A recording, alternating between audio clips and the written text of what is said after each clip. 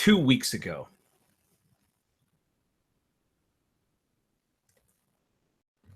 you see a dusty boot step into frame. You can see a scene of several people being crucified. But there's something different about this. Something off. It glows a faint green and glimmers. As we pan through, we see that this scene is coming from a man that's crouching down, and he's reciting words and incantations, generating this look of what once happened. There's a group of several people looking at a live Arcane retelling of what happened in this area. And so the glowing green matches everything fairly well. You see Bart dead on the ground. You see a shattered crossbeam where it smashed Donovan's face. And you see Donovan's body on the ground.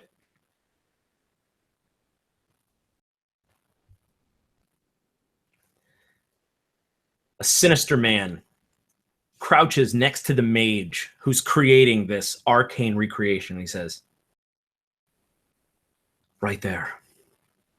Go back. 15, maybe 20 seconds." The mage does so, and he sort of turns his hands as this scene begins to play, as you see a dagger sticking in Donovan's neck, coming from the hand of a 19-year-old crook. "Farther. Go back farther." The mage takes and pushes back, and as we see, things are going backwards. The knife flies back to Ephraim. The blood goes back into Donovan. And you see a crossbeam shattering Donovan's face. And he goes, "Right there." And as Diggs is crushing Donovan's face in this recreation of what happened, the sinister man stands up and he says, "These two, I want them dead." And he looks to two capable individuals. And they're wearing masks that cover their faces. Matt, I want you to tell me what the masks of these bounty hunters look like. So the masks are like almost like samurai style, where they're meant to evoke a different face. They're almost demonic looking. They have these sort of curving grins in them with these tusks jutting out of them and leering eyes, but you can see the eyes of these bounty hunters behind the faceplate. So they're, from a distance, they almost look like fiendish creatures. But up close, you see that it's just fine, sort of almost Damascus-style steel with these ripples all within it of these different alloys that have gone into making the faceplates. And those masks glint in the green glow as this sinister man says, "I don't want you to give them a speech. I don't want to talk to them. If they never know why they died, that's fine by me. But I want you to kill whoever it is that murdered my stepbrother. And he rolls Donovan over, a broken man. And he closes his eyes with his fingers. He says, wait. Wait. And he's looking around. Something's not right with the scene. Something doesn't make sense. Something. Wait. Go forward. Go forward. No, further. Further. And as the scene is happening, as these people work their way off the crucifixes and they try to gather this card and they leave, and right there. Where's the book?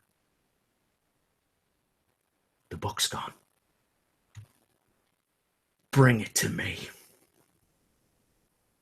And immediately, we go reeling into the sky. We're high above. We are in a bleak storm. No, we are a bleak storm. This force of nature and magic, this unbridled arcane energy that's roiling atop the crown of the sky. And from this place, as lightning strikes, we're expelled as a wind. And we sweep across the sky. We sweep across days, maybe weeks, as time travels, as this wind makes its way across Dragongrin, and we sweep into Razorgut Canyon. And as we do, as this faint whisper of an arcane wind, we come upon 4, nay 5 weary travelers.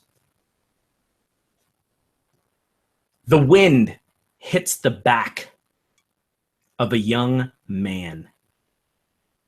And as it hits his sack and the wind blows it open, we see the gold inlaid, ornate piece of a cover of a book.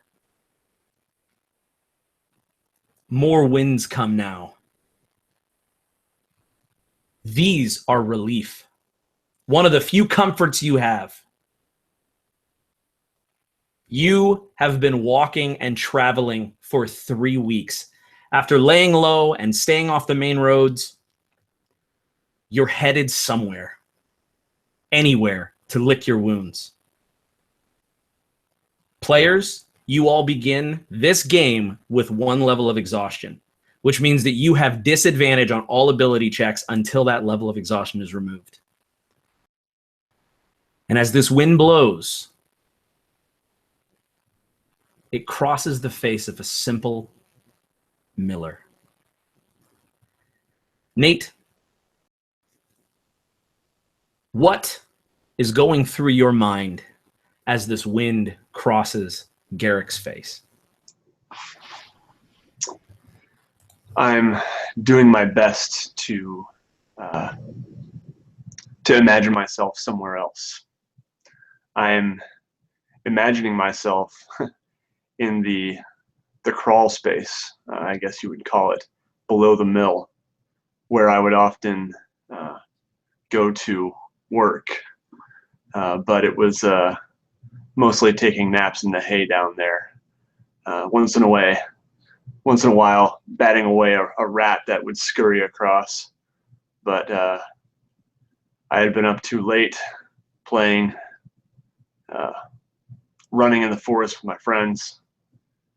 And I'm imagining myself back there because I don't want to be where I actually am. I miss home. I want to get somewhere warm, safe. But I do find some strength when I remember the companions with me. I see their strong legs trudging along, and I know that we've been through a lot together. And that's something. It is something. And you've shared whatever this is whatever you call this, whatever you call being crucified and seeing a town obliterated and mass murdered, whatever you call watching a man you just met have his child stolen away, whatever you call that, whatever you call skulking along back roads, sleeping in the day so you can travel by night, whatever you call that, that's what you're doing and that's what you're sharing. And Garrick, you notice something particular, that this canyon is lined with stonework, these enormous circular shapes.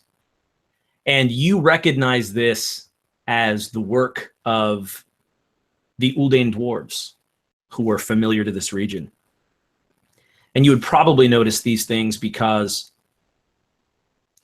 simply your profession, working with your hands, you would be able to tell that these were not natural formations. And as you wipe some sweat from your brow in the heat of the sun,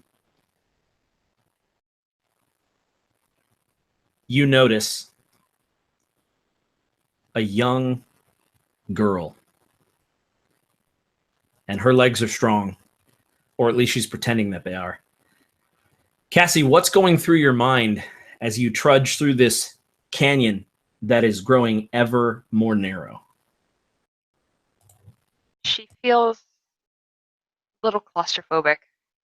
She's never really traveled very much beyond the woods outside of her home to catch an occasional rabbit or help her dad whatever way she could.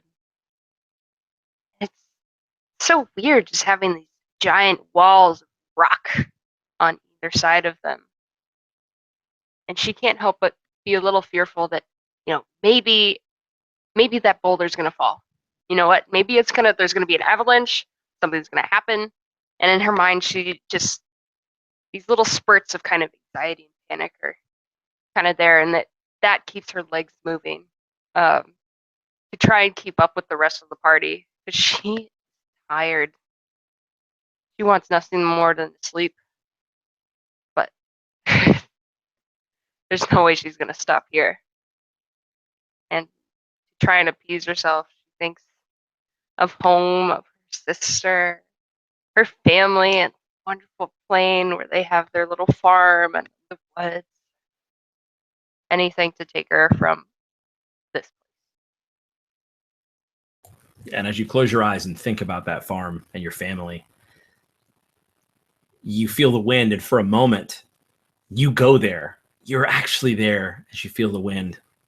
And then you feel the flecks of dust sort of scrape your cheek. And so you realize that this wind is getting a little stronger, just a bit, but that this wind is actually a glimmer wind. Now, you know this from living in Dragongrin. It's basically a harmless outer band of a bleak storm. Essentially, it just looks like arcane dust, but it causes things to shimmer. It causes things to appear slightly differently. The air changes colors. It's really quite different every time, but this glimmer wind scrapes your cheek, and if you were to take a hand to try to sort of wipe it, it might trail a bit, just for a moment. And as you walk deeper into this canyon, all of you begin to see what are essentially these long horizontal ditches. They look like some sort of irrigation ditch, so that the ground kind of just goes up and down. It's gradual enough in some areas that you're able to walk without changing your meter and cadence much.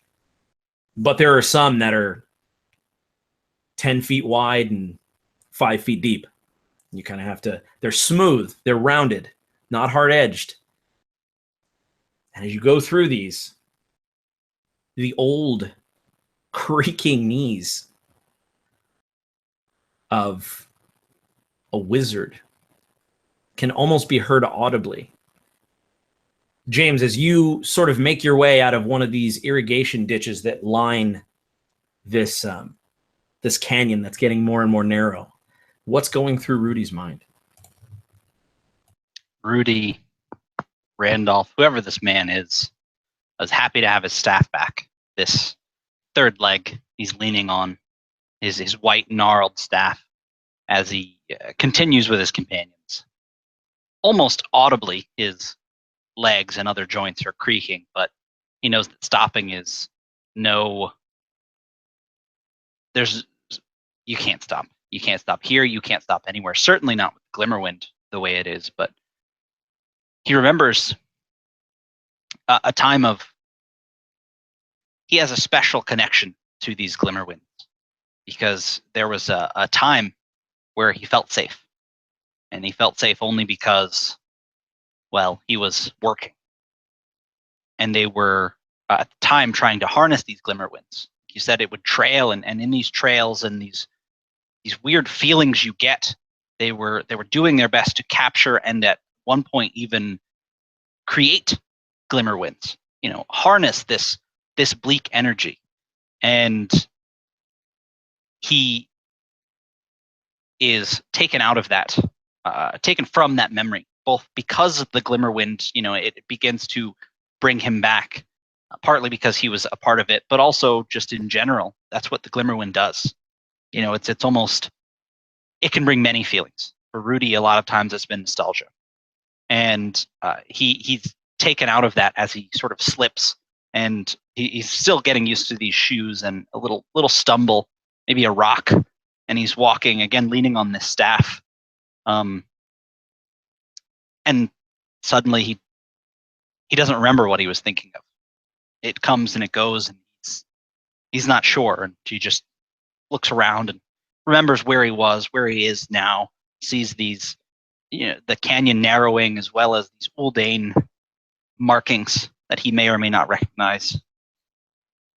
And he continues on. And he does. And if you want to give me a roll, some sort of history or intelligence roll to see if you actually do recognize them. He does not recognize them. Okay. And so as you kind of look, I think perhaps you would notice something else. Maybe the Glimmerwinds hitting them and sort of wisping and making everything a bit hazy in some areas. And it's more taxing, and these ditches are getting closer and closer together. And the winds are picking up. And they're a little more annoying because there is this sort of arcane dust in them.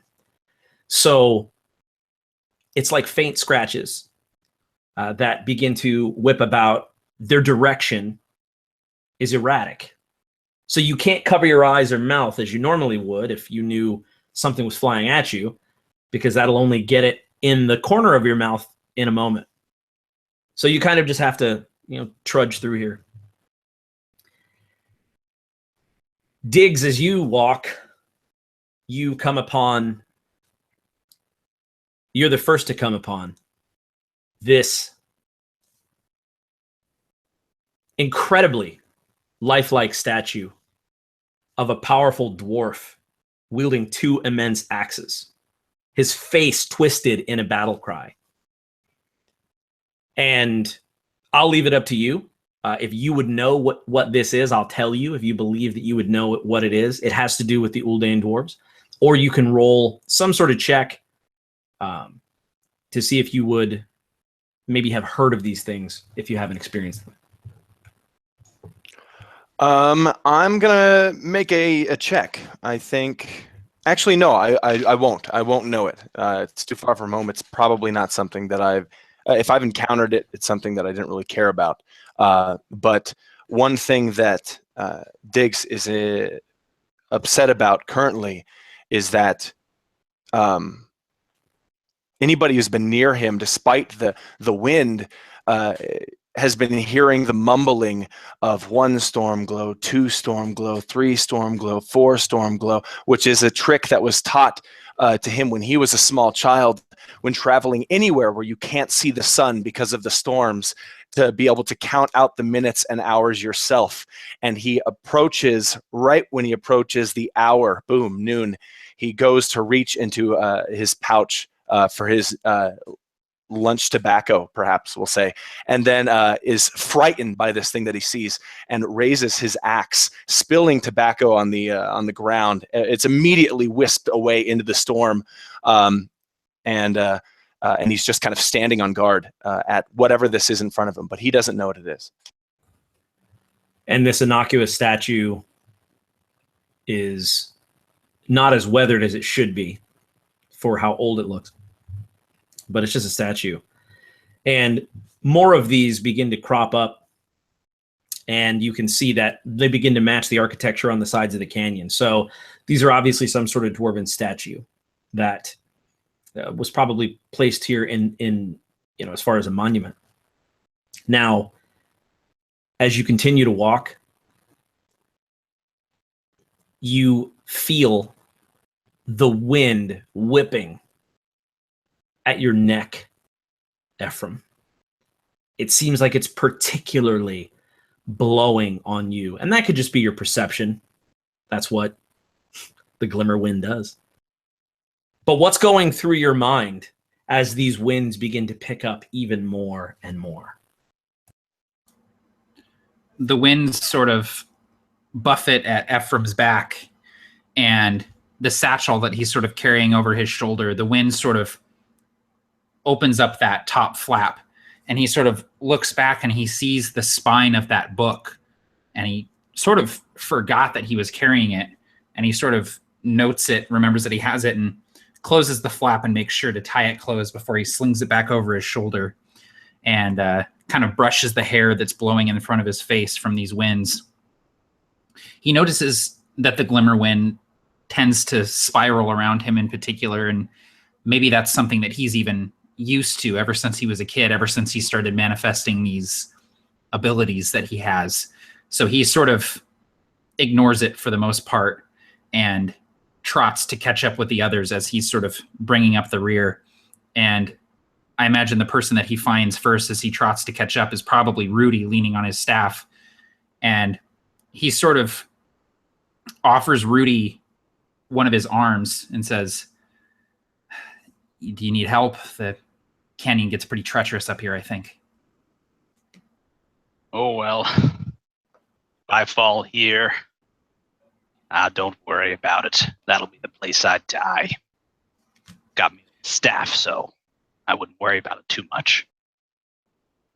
Ephraim kind of raises an eyebrow. That's an interesting outlook to have. Very realistic. Well, you know what they say about Dragongrin. No one helps you, and, well, you shouldn't expect it, so if you see me face down, please keep going. I'll be better off in the next life. If you fall down, I'm probably going to help you up. I'm just going to tell you that beforehand. I'm not going to just leave you to die in the middle of a canyon. Through the winds, you hear a voice shout, "For someone who's talking about moving on, you're sure taking up a lot of time." Through the wind. And to Ephraim, Rudy says, "Well, son, I'll believe that when I see it, but I won't hold you to it." And he just gives a glance to Jeremiah, like just a curmudgeon-y kind of smile. Like, damn kids kind of thing. As we're walking, Ephraim would there'd be a few moments of silence as they continue trudging and the winds sort of blow past them. And then Ephraim would say, "Hey, so you're a spell slinger, someone who can do magic?" Well, I don't know if you remember a few weeks ago when I put us all to sleep with a couple of kitchen spices. Spell slinger I ain't, kid. Well, it was magical, at least, you know. I was wondering, I was curious mainly if that's something that you've always been able to do, or if you had to learn it, or... That's all book learning. Trust me, I've forgotten a lot of it nowadays, like I said, as you saw, but Well, yeah, it's lots of study. Some people, they just take a shine to it. I've always been jealous of that, but Right. well, there's no reason to look back. And maybe one day, if I find a proper spell book, maybe I'll be able to, like you said, sling a couple spells. But well, right now I'm just trying to keep straight here. Yeah. And Ephraim seems like he's going to say something else or ask another question, and then he sort of smiles a little bit and just shakes his head and continues walking in silence, sort of thinking better of it.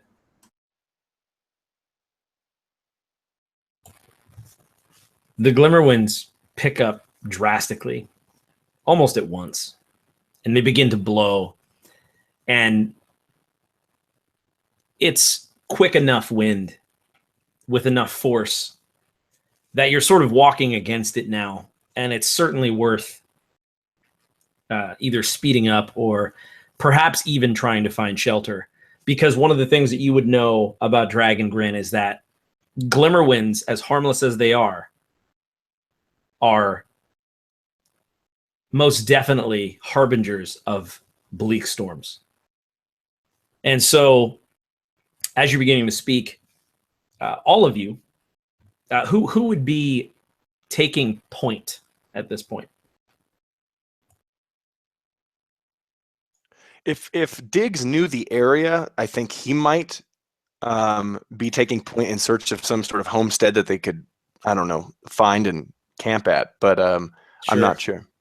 So I think Diggs would actually recognize this place very well. And I want to play off of something that you said. You basically said if you did recognize the Dwarven statue, it's not something you cared about enough to remember. And I feel like in the same way, the location you are now is not something you cared about to remember until you stub your toe on something. And if you were to look down, you would see that there is a sort of strange looking stone head half buried in one of these mounds.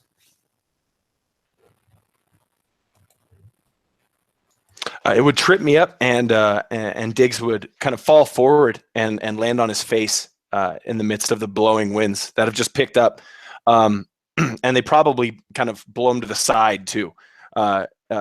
He reaches forward, grabs his axe, stands back up, and looks at what it was that caused him this fall.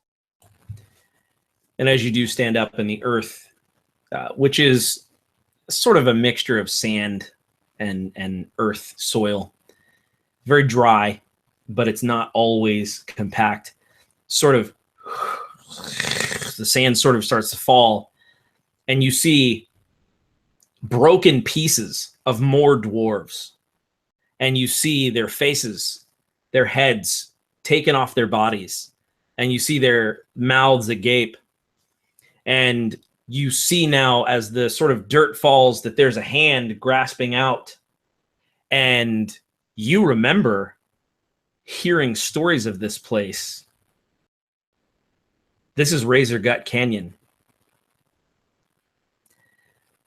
This is where and before you can finish your thought, a wind that is so powerful that it makes an audible crack as it blows pushes through the canyon. This gust causes all of you to give me either a dexterity or strength athletics check to stay standing. Tell me what your score is in the chat.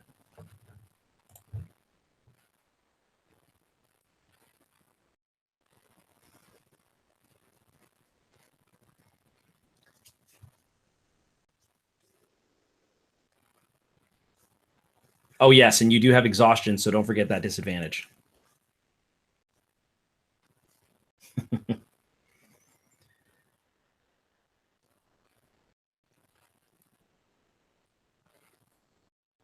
So this wind knocks most of you down. Ephraim, how do you stay sure-footed? I sort of anticipate the gust, and as it blows in from behind, I sort of grab onto one of these. You said they were like statues, yeah? These like stone. Yeah, totally. Yeah, totally. I just grab onto one of them and sort of brace against it, and my cloak and my hair and stuff are just kind of billowing past me as I brace myself against this glimmer wind. Absolutely. And the only other person who remains standing is Garrick. So, Garrick, how do you stay standing in this gust? Yeah, I imagine I have this staff of mine, and I actually, similar to Ephraim in a way, find a statue, and I actually kind of shove my staff in between two of its legs, I imagine, that are, and just kind of wedge it in there, and the gust of wind kind of blows, and any normal staff would have snapped from this force, but I feel this actual surge go through it, and it holds, and I remain standing. And Diggs, if you'll allow it, I feel like the reason why you fell is not because you weren't strong enough to stand up, but because you were surprised as you remembered what this place is. Yeah, probably. That would make sense. I don't think, based on, if you'll allow it again, I want to kind of just, based on your past and so on, I have some ideas. So the idea would be that, to me, I think you recognize this place as Razor Gut Canyon, and you know that this was the location of a particularly bloody battle of Lightfall. And as you're sort of thinking of this, as this is kind of crossing your mind, the wind picks up rapidly. And when I say the wind, this isn't a wind anymore. The sky above you, not too far away, cracks open and spews out a small bleak storm. This bleak storm begins to roil and shake, and the glimmer winds pick up. But as this bleak storm crosses this battlefield, it phantasmally has a similar effect as one that we saw earlier.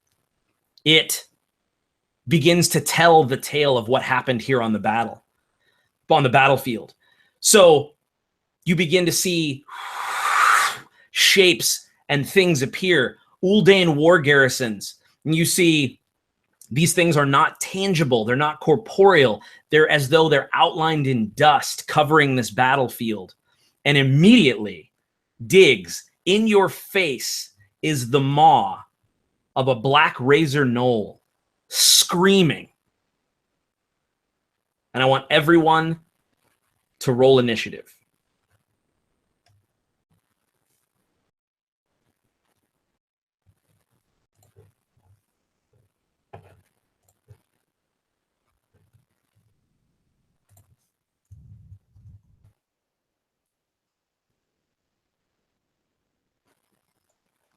Does the exhaustion affect initiative?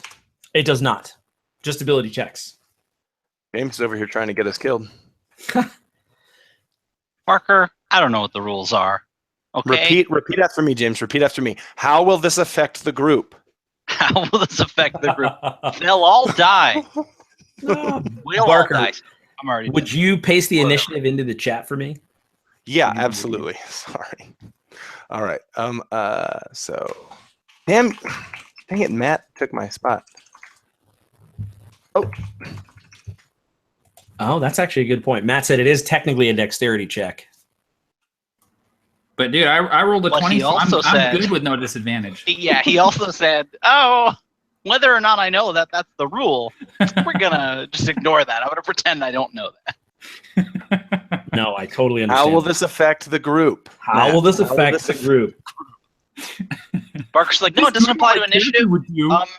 It also doesn't apply to any skill checks." Tim, you were wrong. we feel really good right now.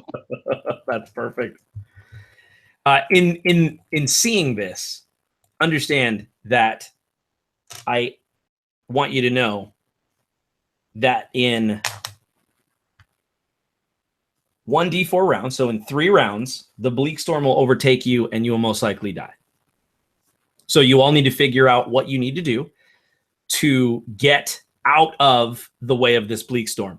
In addition to that, you are in the middle of essentially a bleak, recreated, spectral version of the slaughter of Razor Gut Canyon. And as you move through the battlefield, you're going to see gnolls fighting the Uldane dwarves in these pits. And essentially every round, you have to make a saving throw or take 1d4 damage automatically. So, the way that we're going to do this is, let's see here. Nate, can I call on you to track the rounds? So in 3 rounds, the bleak storm will overtake you. All right, perfect. All right, so get creative, go to town, do your thing, and don't get killed escaping the bleak storm. Matt, what does Ephraim do? So aside from immediately just sort of panicking, thinking that, these things are just appearing before him, it takes him a good full second to realize that they're manifestations of the bleak. And I imagine that, Ephraim has been alive and lived in Grin long enough to have probably been through a couple of different bleak storms in his time. And so he sort of goes into, batten down the hatches mode. And he's sort of braced against this dwarf with Garrick beside him. He sort of starts looking around, looking for any sort of like alcove or cave or any sort of shelter in the canyon walls that they could potentially duck into. So I don't know if you want me to do a perception check or what, or survival to try and find a hole that we can duck into. Yeah, I'm thinking that it's perception with you. Okay. You're a gut kind of guy. I don't think you're a survival kind of character. It's more to me like you're looking around like, what can I do? Sixth Sense style, like where can I clamor to survive? So go ahead and do that. Give me a check and we'll go from there. Damn, I'm rolling really well. That's a 21 perception. Oh, disadvantage. That is 19.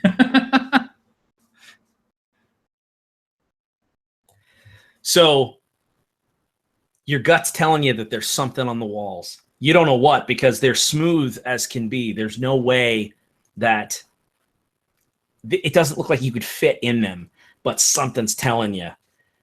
The walls. We got to get away from the middle of this canyon. Yeah. Okay, so I sort of, I make sure my satchel's secure, and I draw my sword out, for nothing else than to be able to sort of cut through the specters as I move, to give me something to just take some comfort in, and the heft of this blade is all I have at the moment. And so I draw out my sword, and start to move towards the edge of the canyon, and I sort of look back at my buddy Garrick, and I say, we need to move towards the edge of the canyon. Come on, follow me. And I'm going to start looking for an alcove that would maybe fit at least most, if not all of us, to try and weather out the storm. Perfect. And so you cry out, and in fact, your cries barely reach Garrick's ears, but Diggs has regained his composure and may act. Who is standing closest to Diggs?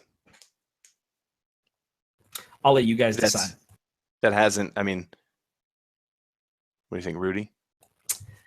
So the way I imagined it, if you were kind of taking point, I think it might be Kathleen. She seems like the kind of like... I was going to say, I feel like I would be near Ephraim. Sort of, he would probably walk a little past me, then Gavin in the middle. Gavin, Garrick, sorry, I'm reading your tiny name. And then, Jeremiah and Kathleen probably up front. Awesome. Okay. So I imagine Diggs sees through this reenactment of this battle, through this screaming, gaping maw in front of him, through the storm, he sees a masked figure, almost face to face for a moment, as time in his mind slows down, as he's face to face with this person. What does the mask look like? So the mask is one of sort of renown in Lightfall. This is the mask of the Well Digger.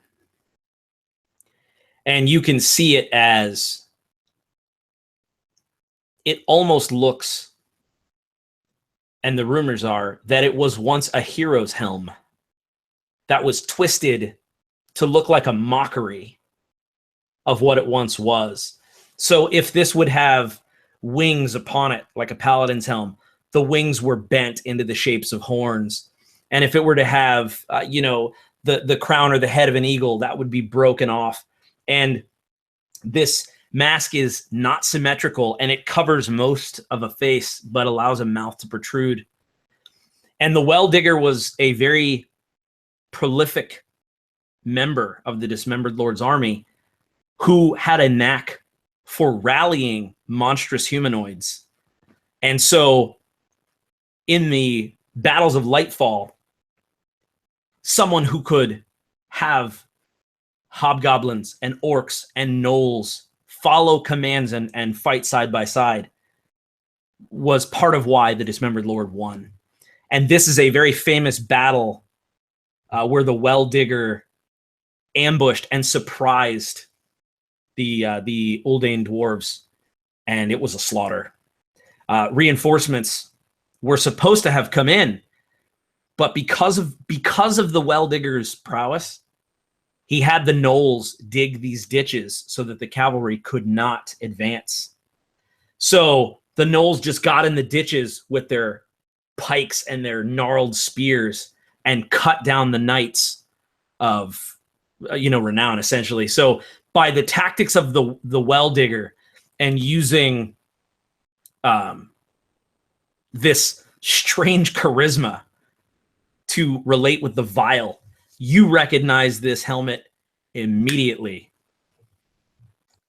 And I think that Kathleen, you'd see this masked figure moving towards you, and he raises this massive, broad lumberjack's axe and swipes it down at this dwarf, which is kind of at the moment running through you, because that's where that part of the reenactment is going. And you'll feel Jeremiah grab you by the collar and roll you towards the side, towards the wall of this cave. And I imagine, like, the reason he knows exactly where to go is once you're inside this pocket, kind of like safe from the outside, you'll see there's a little dwarven boy hiding inside that very same pocket.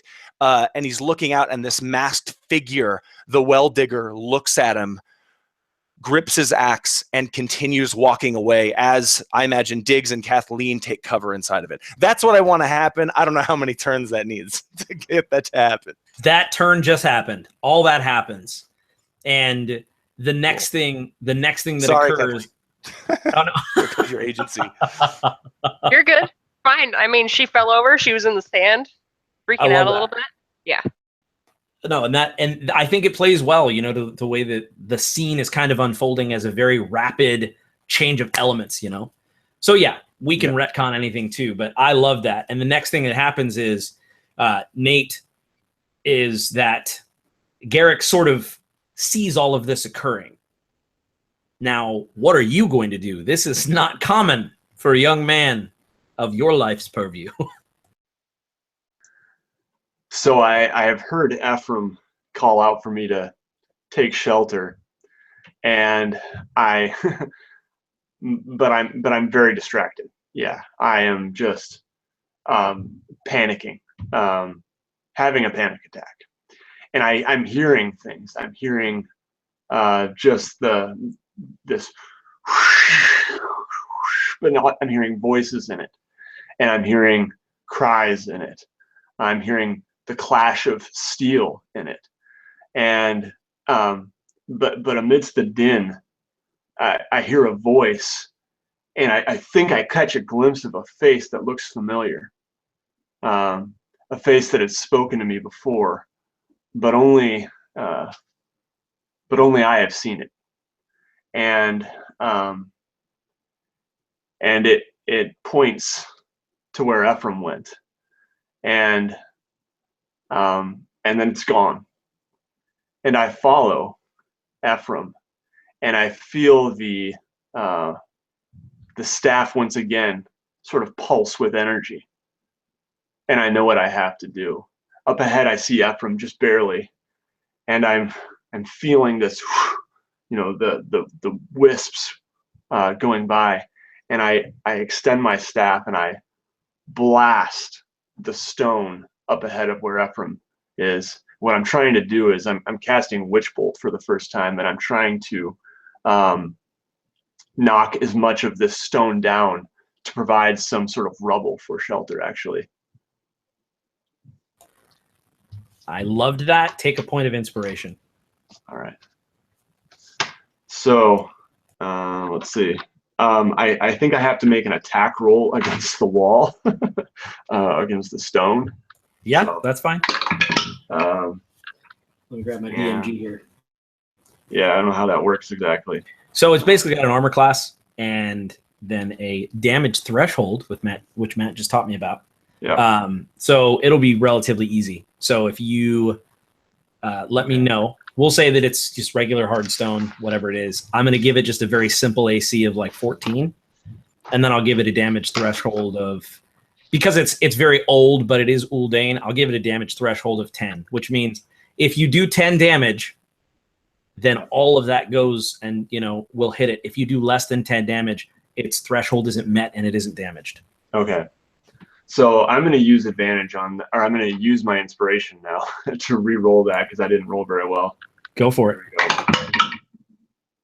Oh, that's better. All right, so that's a 24, and the damage will be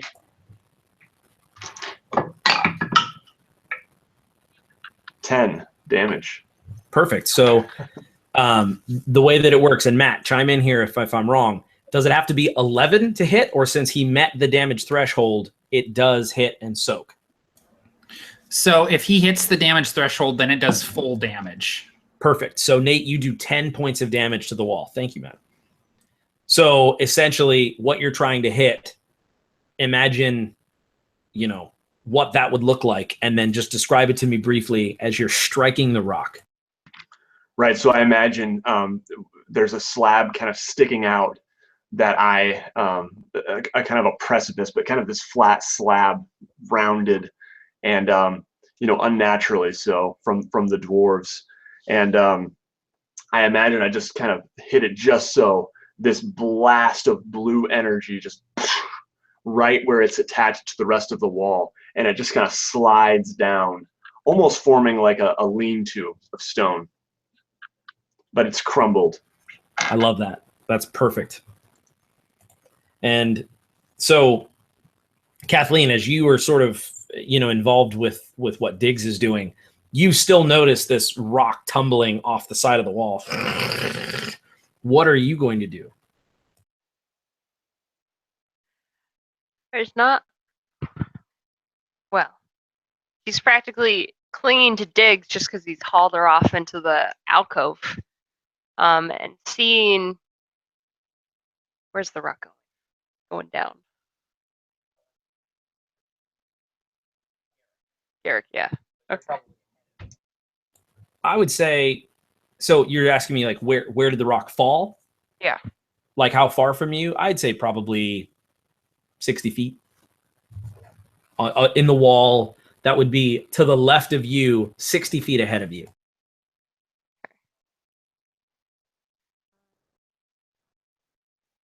Just shout, watch out. Like, not much you can do.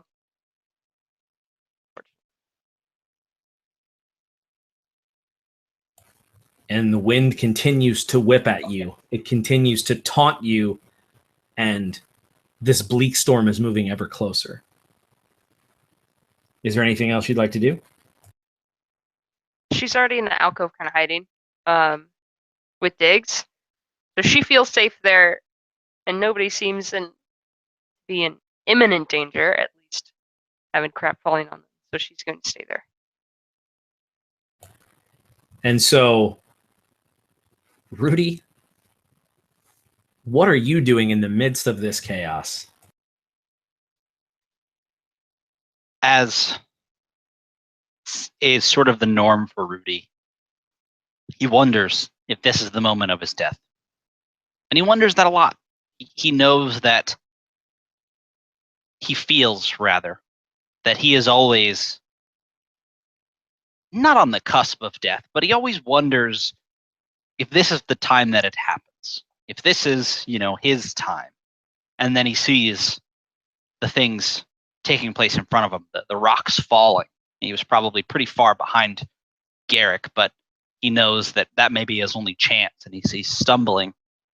And he takes a small sort of vial from his hip, and he takes a swig of this honeyed ale that he found in the little hut that they, looted more or less. Mechanically, he is casting a spell called False Life. He is more or less taking this drink and necromantically giving himself a little bit more vigor and life. And that gets me 4 plus 3, so 8 or 7. Sorry, 4 and 3, 7 extra hit points. But he is, as he's trying to make his way to this sort of alcove that Garrick has made, he is going to take the damage. You said it was a D4 of damage? That's from the correct. Bleak Storm? Yep. So I am going to go ahead and take that as well. Sure. Yep. That's a 2. So instead, he's just going to get 5 extra hit points. Sort of this literal false life from this spell he's gotten. Just a little bit of extra oomph to get off the ground and stumble toward this little alcove where Garrick is. Excellent. And so this temporary vitality you have, in whatever form it takes, perhaps it's energy that blocks the bleak itself, or whatever form it takes, even if it's internal, you could see that it fades quickly. As you sort of muster your strength, this storm just hits you with a gust, and sand goes into your mouth, and perhaps you can't help but think of the kitchen spices. Excellent. Is there anything else you'd like to do on your turn? No, he is just going to do his best to sort of hide and maybe crouch and get as close to Garrick as he can, knowing that in this, he can't go back, and he certainly can't go forward, so he's just going to do his best to hide.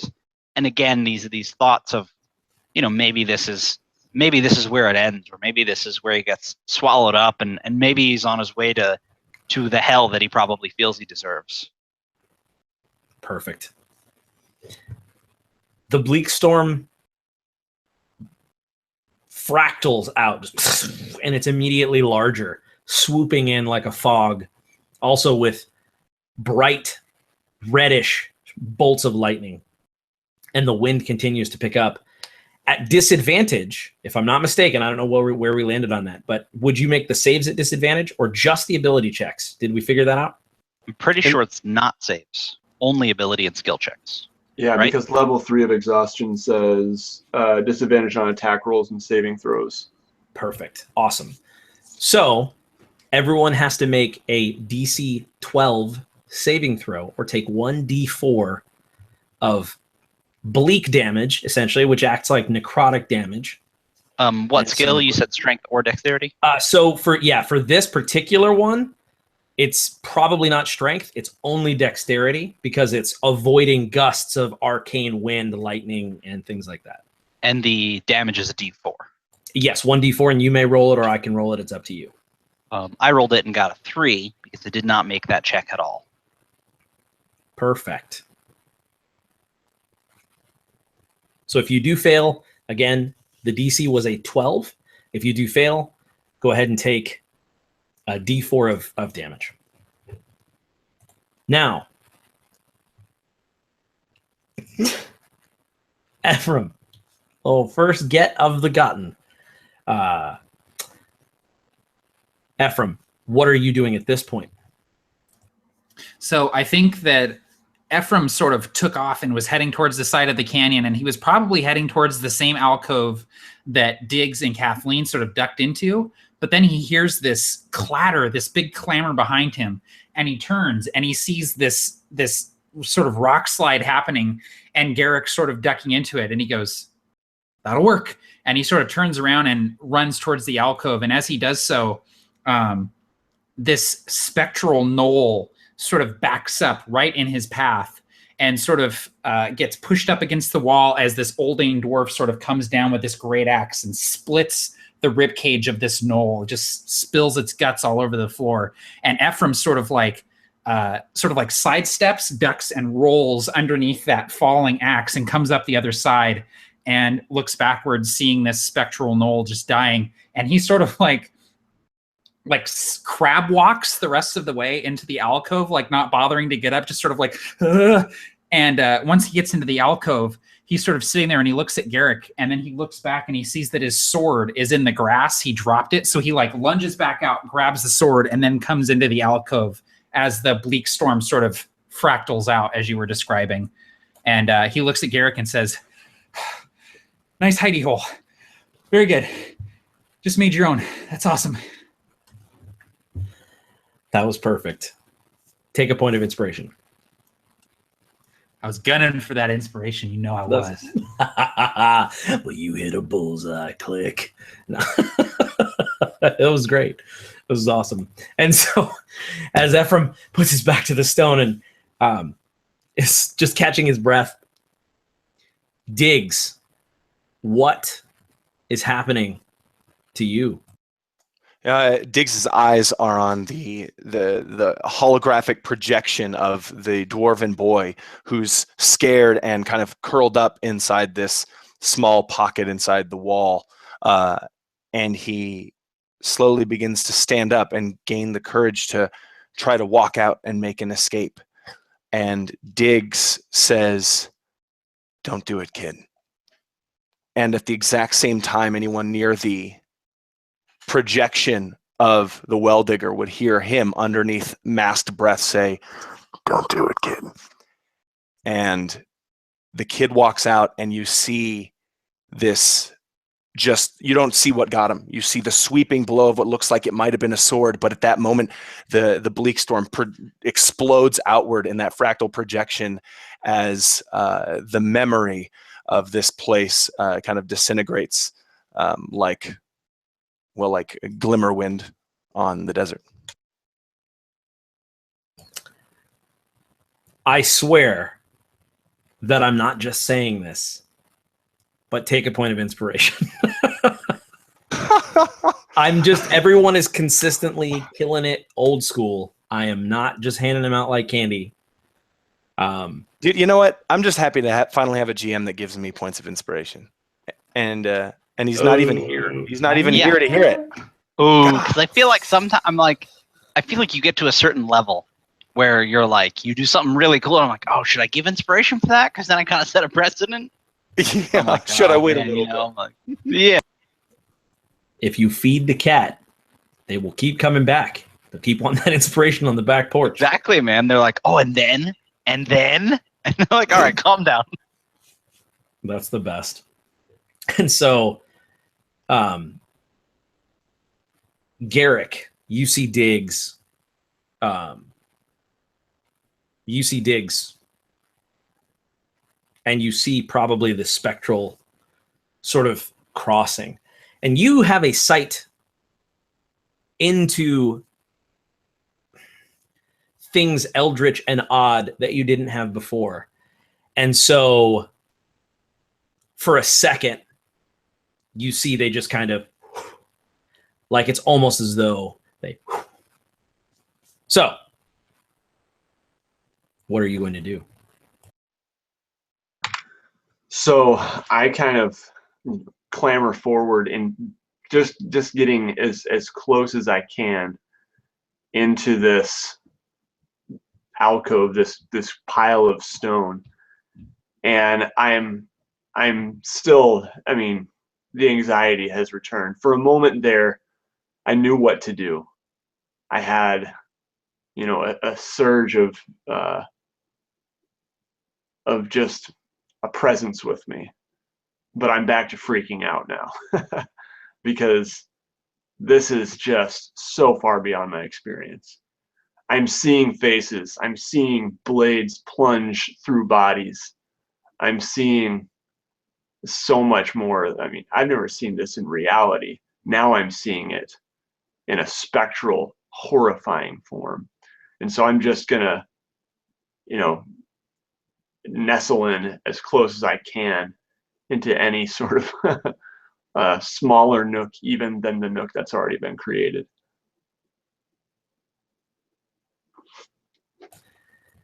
And so as this rages around you, I think this spectral version of these atrocities somehow feel even more real than you imagined they could. You're sickened. You're disgusted. And so at this point, you're able to find quite a bit of cover. And the way that this rock has fallen, luckily for you, there is a sort of triangular wall so that there is a backing. This rock hasn't just fallen so that it's a wind tunnel. It's fallen so that it creates this sort of impromptu cave.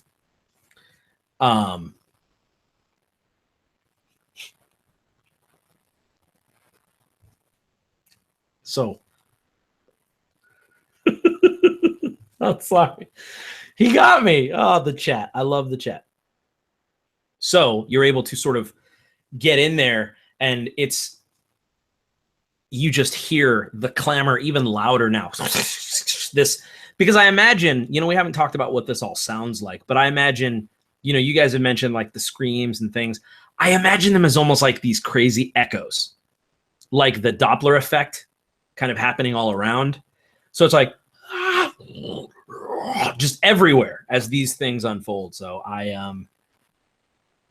will allow you to kind of like corner in and cower, essentially. And as you do so, your hands feel that stone that you were drawn to as you walked into the canyon. All right. From here, Kathleen, what are you doing? She's pressed up against the stone, just feeling the secure, cool smoothness of it beneath her fingers. And she looks at this little spectral dwarf that was also watching the well digger. And of course, Diggs next to her. And for a moment, she just kind of squints, looking at Diggs, back to the well digger. They say the exact same thing. Like maybe he's been there before. And she kind of just looks at him once the dwarf is just nothing. And as they're in that little alcove alone, the wind's howling past them. She's right next to him. Is that you? Were you that? And she waits, closing her eyes and squinting, as she hopes that she's not just dragged out by all of this wind as the Bleak just reaches them and starts creating these monstrous sounds, and she feels like it all seems like a bad dream. And as the sounds continue, you find less comfort in the person you're next to, even in this port in the storm. Rudy, how are you even alive? So Rudy is cowering with now two people. I think he's now with Ephraim and Garrick. And cowering is the best word. He is hiding. and he has possibly more of a reason to hide than his companions. He's hiding, sitting sort of next to these fallen rocks as close as he can to them, getting very friendly with Ephraim and Garrick. But the problem is, Randolph remembers hearing about Razorgut Canyon. He remembers hearing the triumph of the gnolls, of the soldiers. After the fact, he remembers hearing that it was a slaughter, but where he was, that was a good thing. There was great rejoice in the fact that they absolutely murdered those Oldane dwarves. They had no idea what was coming to them. And now, seeing the carnage, at the time he was uncomfortable with it, but he put it out of his mind. But now, seeing what was happening, he doesn't know what to do. His eyes closed. He's doing his best to shut out the sounds as everything goes on. And it's at that moment that he hopes that this is his time, so he doesn't have to experience further the slaughter that was Razorgut Canyon. And you do remember that, Randolph.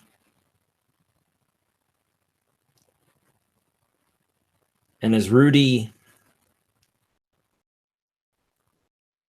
becomes pale even for a pale old man,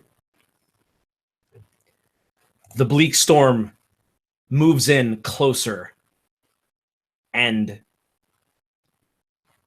not 100 feet away, the sky cracks open and a second larger bleak storm begins to spill through. And now you're being pinned in on both sides. And I want everyone to make a saving throw. Now the DC is a 14, where you will take a D4 of bleak damage, which acts as necrotic damage.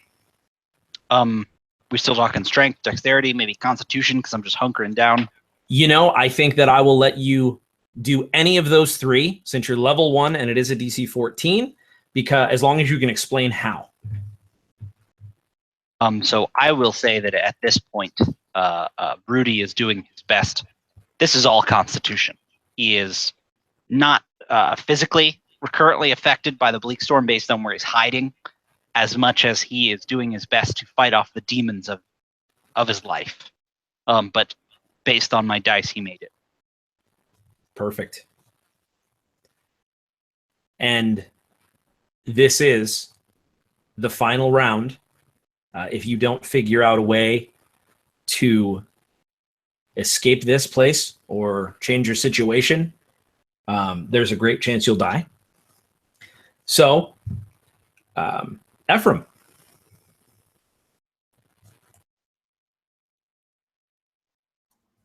So the storm is sort of picking up at this point.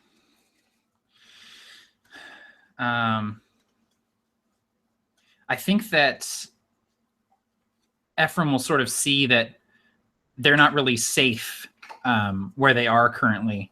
And so he'll sort of look at Rudy and look at Garrick and say, we need to go. We're going to get blown right out of the canyon. We need to get out of here now. If we can get above it, maybe we can make it.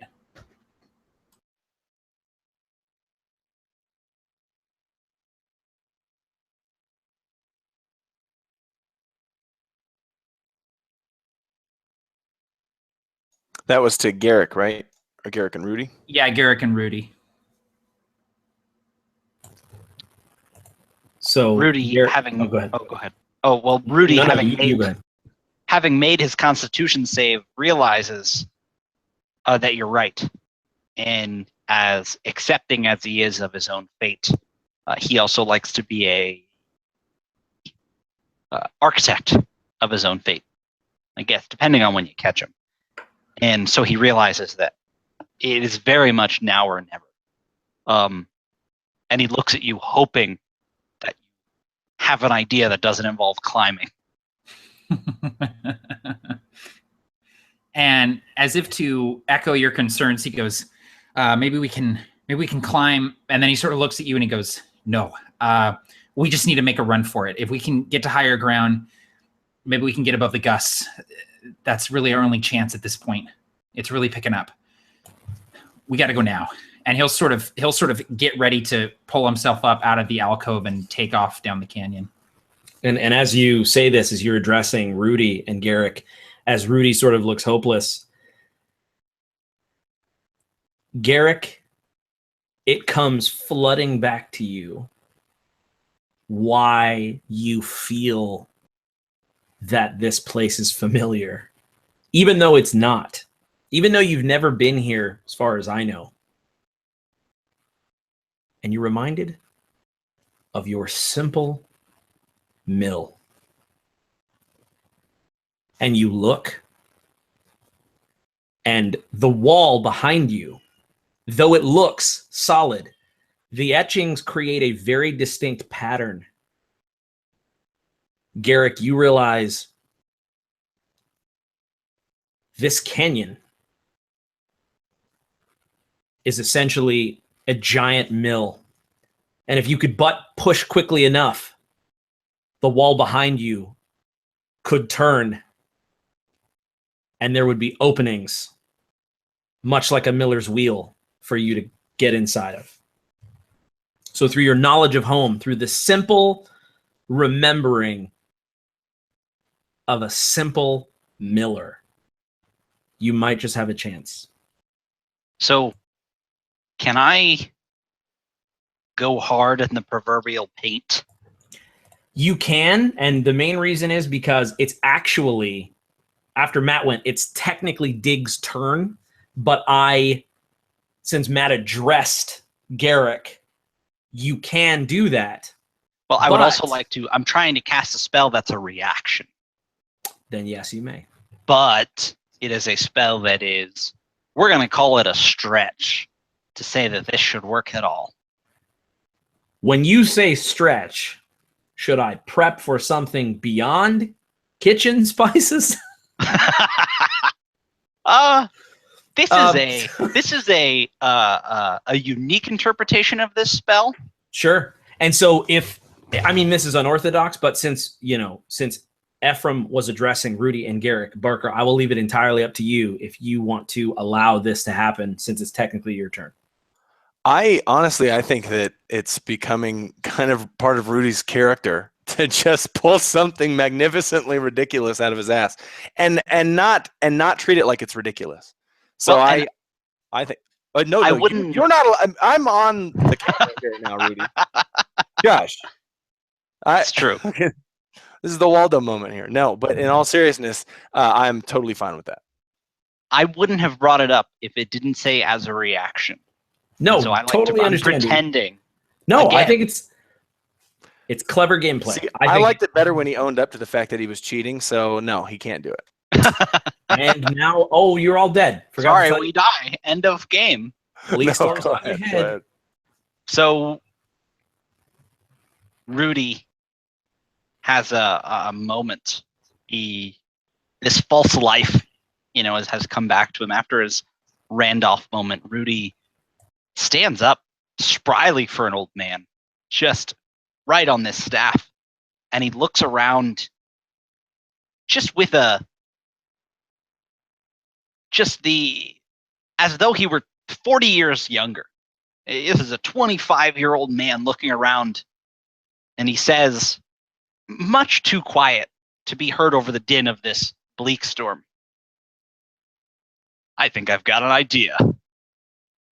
And Rudy rushes out of the alcove, and reaching just around, he bends down and he just picks up some stuff, some dirt, and in it there's a feather, and he holds it up, and the dirt begins to fly past with the bleak storm. And Rudy's going to cast Featherfall. Now, we're not falling, but the wind is blowing toward us. So, like I said, we'll call it a stretch, but up to 5 falling creatures within range. Their descent slows 60 feet per round. So we're going to in his mind, he's hoping to more or less slow the buffeting of the winds toward them as they try to rush out of the canyon. So it's up to you if that has any effect whatsoever. So I will say yes, and take a point of inspiration. Yeah. Because excellent role play, and if to me the way that I would skin that is feather fall allows a creature, as you say, to fall more slowly. So what I will allow is you may do that if you walk into the bleak storm. Absolutely. So with that, upon feeling that this might sort of work, basically he's going to try and rally everyone. He's going to look to, this alcove and then look to wherever the hell everyone else might be and maybe wave a hand and try and get their attention. And sort of to them, and he's going to say words, but he's going to be very broad with his gestures to say, "We'll just go in it. Like, we're going to run toward it. We're going to try to get through it. It's moving toward us quickly. So we're going to try to basically go against it so that we can get out of it faster. Like you said, the other one's coming. We're just trapped. And so we just need to run as fast as we can out." So, like I said, very spryly and with more vigor than should be allowed for a man of his age, he looks to the two companions that he's close to and says, "Follow me." And he runs. I mean, just runs like a sprinter into the bleak storm, holding up this feather, just gripping onto it, this dark, dingy, missing pieces feather. And like I said, gestures to his other companions and just bolts. So, to be clear about what's going to happen, I think the way that should work, you said that feather fall is it's a distance of up to 60 feet, yes? The range is 60 feet, and for up to 5 people for 1 minute. You slow the descent for 60 feet per round until the spell ends. My thought process is just coming up with this on the spot, is that you're going to create a 60-foot line that pushes the bleak storm out. Yeah. So as Rudy runs through with his feather, should anyone choose to follow you, they may in your wake, and as long as they stay within the moving 60-foot, so that moving 60-foot line, that run like centipede, as long as everyone stays within that, you have 1 minute to run across the divoted canyon and escape into something somewhere. Does that sound fair? That sounds like exactly what I was hoping for. That's perfect. So I think it is actually now Dig's turn, as it was before I started rambling. Yeah, and that actually would go back. And what I'll do, because of I think that you may do that, and I think it's best for the game to allow that to occur. So Diggs, what you would see was Rudy hold up a feather and run through the bleak as this narrow line is created where the wind sort of, and though there's glimmer in there, this glimmer wind in there, it's a clear path. I think that at this moment when Kathleen says, "Are you him?" like inquires about like that who Jeremiah Diggs really is, that's when he sees the opportunity, grabs his axe and runs out of the cavernous wall and tries his best to get behind Rudy. Are you kidding? Fine. And Kathleen's just still against the wall, watching as Dig starts to just sprint towards Rudy. And for a moment, she's just taking a deep breath, and then she has her dagger. She checks her belt for a moment, and then just sprints right after him, right in his wake.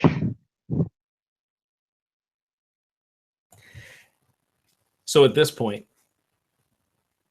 all of you, because assuming essentially, as well as Ephraim, if you choose to, and Garrick, since you guys only conversed as we were kind of talking about in the chat, since you only talked then you may follow as your last turn. Yeah, I think that, Rudy sort of just, as I'm sort of fumbling, trying to figure out a plan, and Rudy just very calmly stands up and goes, I think I have an idea, and goes out into the wind. Ephraim would sort of follow without thinking, because he's so enamored with Rudy and his ability to do spells at will rather than just accidentally casting magic as Ephraim has done. He would sort of grab Garrick, who's having this sort of anxiety attack, and be like, come on, and follow Rudy and fall into step behind him and Kathleen and Diggs as well. And as you do so, you can see that running through the Bleak, you come upon one of the greatest parts of the carnage. And perhaps time has shifted. Perhaps it's difficult to explain. But you see that there's one Uldane dwarf left. One Uldane dwarf. And anyone who knows the story of the slaughter of Razorgut Canyon knows that this hero is the Uldane dwarf, Thorgan Galadrin Graniteblood. And he stands there, and you recognize this dwarf as the single first statue that you saw with the two axes, and he swings the axes, and one after another. As you run directly toward this scene, you're seeing his last stand. And as the gnolls charge him, you charge the gnolls. And so he begins to cut them down. 1, 2, 3, 4. And so to escape this, you all have to make one final saving throw to run through the last stand of Thorgan Galadrin Graniteblood as he hacks down these gnolls, as they begin to throw spear after spear that sinks deep into his flesh. And this challenge rating is now a 17. It is a DC 17 to run through this pack of gnolls, but if you do that, you will be on the other side of the Bleak Storm. So, did we decide this was with or without disadvantage? I'm sorry, I forgot where without disadvantage. Saving Okay. throws don't get affected until Awesome. later. Okay. What's the ability? Sorry, Tim. So it's, to me, because it's so high and you're level 1, I will take anything that you can make sense. Okay. So if it's a strength and you can describe that well as to how you bat them away or whatever works. I'm using inspiration. Oh my god. All right.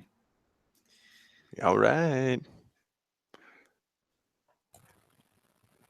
I imagine that Diggs is holding his arms up with his axe, and you see the sand just outside of this bubble, tearing at his flesh, closing in slowly but surely. But I rolled Constitution to kind of signify that he can endure such a slow pain. Excellent. And if anyone, if you fail, take a D4 and let me know if anyone has fallen to 0 hit points, because you're level 1. So I know this is severe.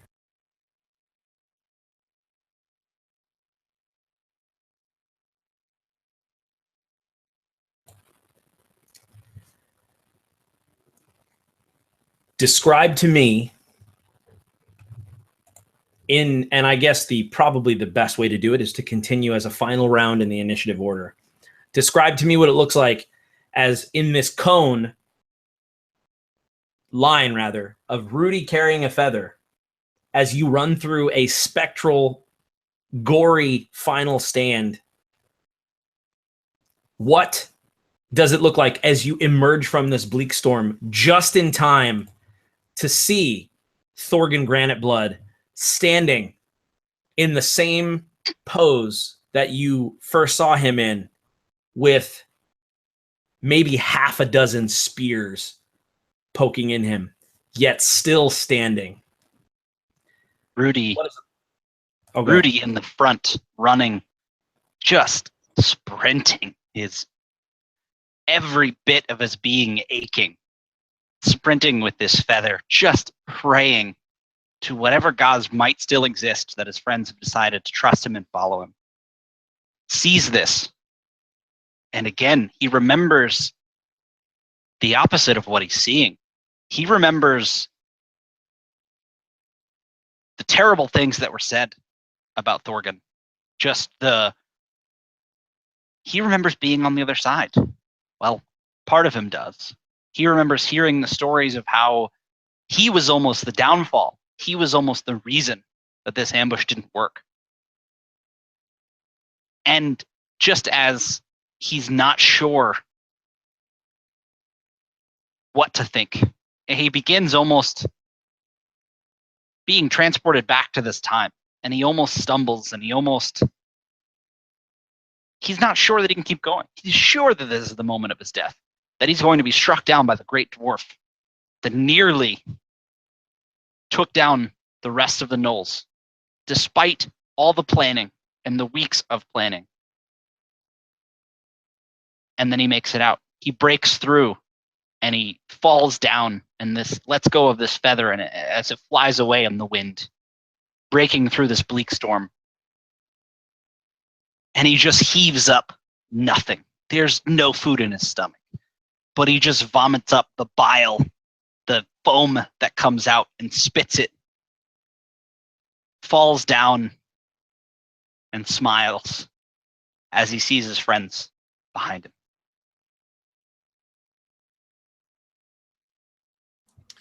Ephraim, all of this happened before he was even born. He'd only heard tales of Lightfall and the battles that were fought, and never much, because the survivors that he would talk to wouldn't want to talk about it for long, especially his mother. She never really told him anything specific. And so seeing this play out, he's sort of wide-eyed watching it, watching the sheer brutality of it as gnolls are closing in around this dwarf, and gnolls are like spilling over the side of the canyon, like running on all fours like jackals, as they just sort of spill into the canyon and surround him like a tidal wave of fur and steel and fangs. And he's sort of crawling at the top of the canyon. This wind just bearing down on him, even with Rudy's magic protecting them. And he sort of looks up, and a rock kind of tumbles through the air and strikes him right in the head. Ugh! And blood sort of trickles down, and he sort of shakes it off, and his ears are ringing, just sort of as he's looking up, and he sees this dwarf sort of striking down gnolls in like slow motion. And he finally crawls out of the canyon and rolls, and he lays right next to Rudy, who has fallen down too. His sword drops to his side, and he looks over at Rudy, and he just says, That was really neat. That was really neat, man. You did a good job. And Rudy just sort of turns his head to look at him, and just belly laughter.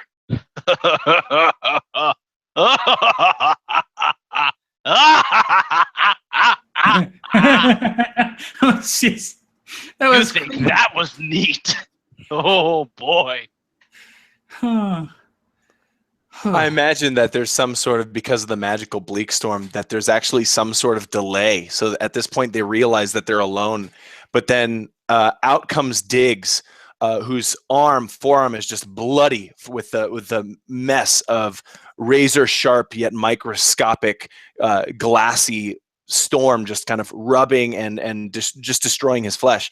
And he kind of emerges, and everything is silent except for the laughter, the boisterous laughter of Rudy and Ephraim. And I imagine that Diggs immediately turns around, and the storm is gone. It's almost like now that I'm on this side of it, it's not here on this side of this plane.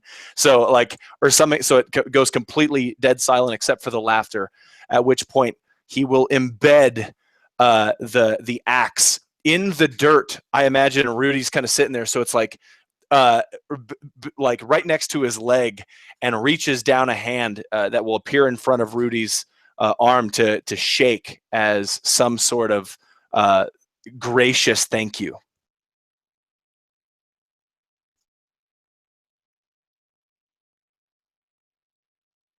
So what do you do in return to that, Rudy? As you see this enormous, bleak, burnt, bleeding hand that's probably twice the size of yours reach out.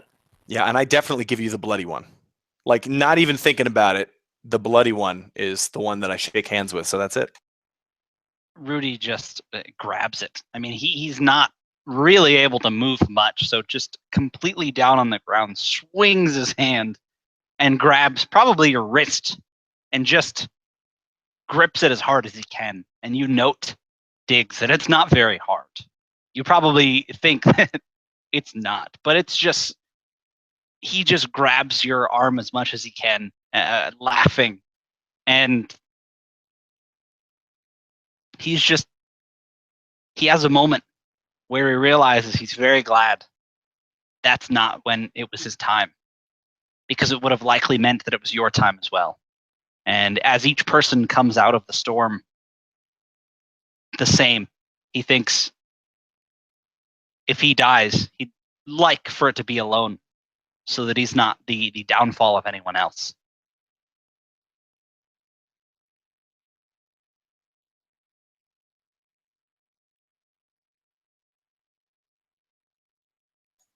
Maybe at that point we hear Garrick emerge from the storm as well. Yeah, and I think I can only imagine the look. Nate, what would the look on Garrick's face be as you emerge from this bleak storm in this tunnel that was created by a wizard in someone else's shoes carrying a feather? Yeah, well, first of all, I am battered. I'm feeling little bits of death clinging to me, is how I would describe it from this battle. And I'm just, I'm shell shocked. And I took damage every round. I failed every save, and so I am just kind of limping. I imagine I'm clutching my chest, actually, because I just feel it deep. And I'm just kind of have this bewildered kind of look in my eyes as I'm following. And yeah, I just tumble toward the end there. And I imagine I basically do a somersault, this big lumbering body just doing a somersault as he clambers in and just passes out. Like, I'm not out cold, like someone would be able to wake me up, but I'm basically just cashed out.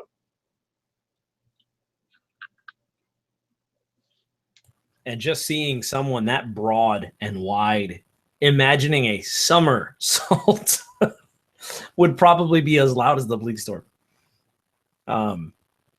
So as Kathleen takes up the rear, and as you see Garrick like tumble, and he, I imagine, disappears. Maybe the last membrane of the storm is kind of this fog. So those who are running through it can't necessarily see now that Rudy's feather is kind of flown away. So Cassie, what does it look like, and what are you feeling as you emerge from this? As she's running through the bleak storm, she's taken her dagger out. It's seeing this crazy Knoll specters. Powerful dwarf just screaming with his axe up, flashes them down. She holds it up like near her face, her hands trying to guard herself as she's just terrified of what's going on around here. And she gives a cry as once Rudy's out of the bleak and that feather goes flying back behind him, she just feels the full force of it for a moment, and this arcane whip just slashes across her face, and she raises her hands to cover her eyes as there's a strip of blood just going from one side, seeming to damage one of her eyes, the other one barely getting away with just a scratch on the side. As she comes darting forward, just holding her hands up for a moment, and she stops as she's hearing their laugh. And her eyes are just stinging. She doesn't know what to do. It's just like, I can't. Oh my God, we made it.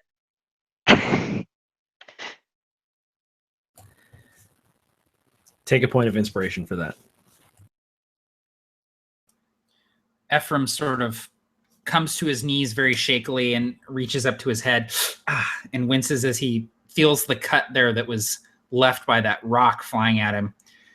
And he sheaths his sword and sort of brushes his pants off and looks down at, like, probably seeing the bleak storm still kind of roiling down in that canyon.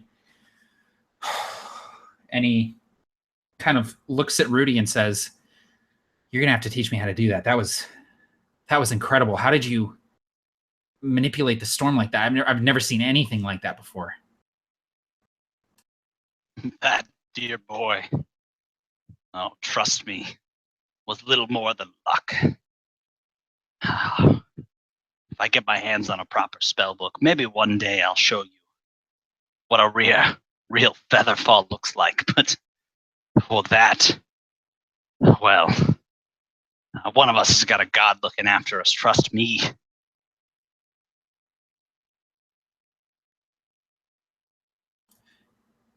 Well, it was incredible, whatever it was. And I would sort of reach down, and I imagine that, Diggs has already put his hand down to Rudy, and the two of us kind of help Rudy up off the ground. And as he stands, he leans again on this white gnarled staff, and he's barely hanging on. This is the only thing that's keeping him even standing. And he just looks around at everyone, and despite being so weathered and a paler and more frail old man than entered the storm, based on what you can tell, he smiles at all of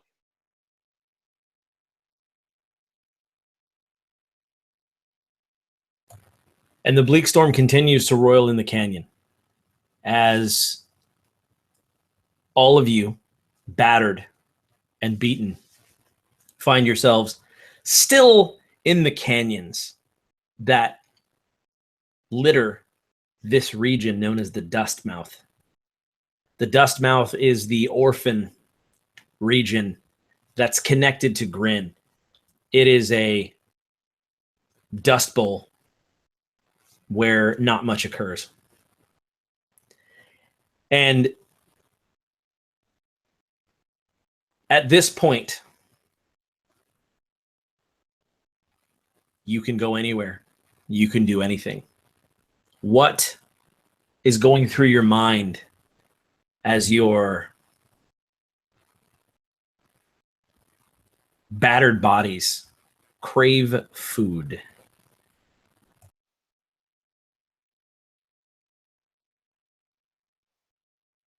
Well, Diggs is going to immediately begin looking around to see what time it is. He's lost count since he was counting the seconds before the storm. So he's going to try to look for the sun. And it's evident. It's high in the sky.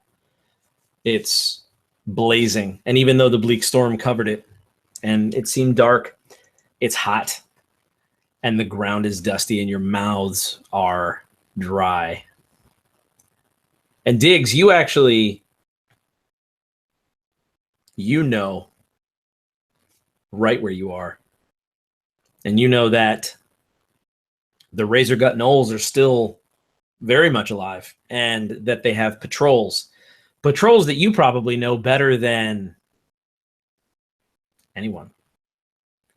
Now, maybe they've changed, but you get the idea. And there are only a couple of options that you would know that would be safe.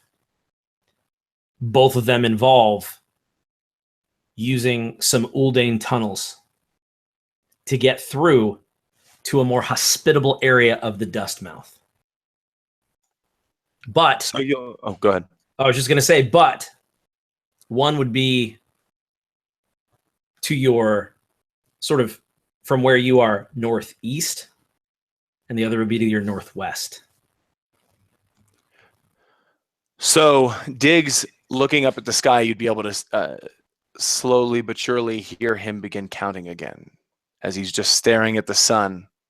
37 storm glow, 38 storm glow, 39, and then he begins tapping his leg or something, or like his pack in that rhythm so he can constantly keep count. And he knows that he can only do it for a couple hours accurately, but it'll tell us when the next patrol will be coming. And he'll actually say, known patrols, we should expect them under the hour. And then he'll mention the passages, but he's not sure, probably not sure which way he wants to take. Ephraim is sort of looking around and he kind of looks a little bewildered and he goes, hang on. This is familiar. Hey, I think Creaking Tree is near here. Diggs, do you know where Creaking Tree is? How we get there from here? Would I know? Yeah, you probably would, especially being in this area. The hospitable region that is just beyond those passes is Creaking Tree. It's probably the next actual town or city that you could probably lay low and lick your wounds. Okay. So Diggs will kind of toss up his axe, which will kind of do a flip and land in the ground, forming this like sundial. And he'll look at the shadow that's formed from the handle of the axe, and he'll move his arm and point the direction of the settlement. Ephraim kind of notes that with subdued sort of awe, not letting slip that he thought that was really cool. And then he says, well, I'm from Creaking Tree. I'm sure that I could find us a place to stay, get some food, lay low for a little while. I could use an actual bed to sleep in. I don't know about you guys. Hey, Rudy. Kathleen, by this time, she's still bleeding from the side of her eye and just blinking as she has come to realize that now everything in her left eye is just kind of dark and kind of fuzzy, a little light. She just can't see properly, and she's trying to find any kind of scrap of cloth she has on her to just at least wipe the blood away, giving a little hiss as pain wherever she touches it. She looks to Rudy finally coming over to him where he's leaning heavily on his staff. Who was the well digger? And she glances at Diggs and looks back to Rudy. Rudy breathing heavy. Listen. And the stories I've heard, that gulch, they ought to be lost to time. And she notes the way she looks at Diggs and says, well, that young man there, he might know more than me. I've heard we'll say, a shorter history of what might have happened here. But trust me, what I saw didn't match what I heard. Kathleen at that just kind of purses her lips a little bit, uncertain. But, Diggs, what if that was him? Could just be a past time, like his things and people he cares about. And rather than going to Diggs, she just kind of glances at Rudy, gives a little nod, and continues to kind of just pester at the wound a little uncomfortably. Does Diggs respond in any way or ignore that question? He would ignore it completely and pick up his axe and actually begin walking in that direction towards the settlement. And he'll look to Ephraim and say, what was the name of the settlement you say you're from? Creaking Tree. Are we going there? Are you heading in that direction? Yeah, come on, let's hurry. Oh, okay. Yeah, sure. I probably should. I didn't leave on the best of terms, so we should probably not make a grand entrance, but I know where we can stay once we get there. Not make a grand entrance? What do you mean? Are we going to be walking through the front gate or through the sewers? The sewers would be great if you know how to do that. And Rudy, ignoring the fact that Diggs ignored the fact that I brought him up, says, "You know, I'd take anything to be out of the sun for a few minutes. Sewer sounds good to me."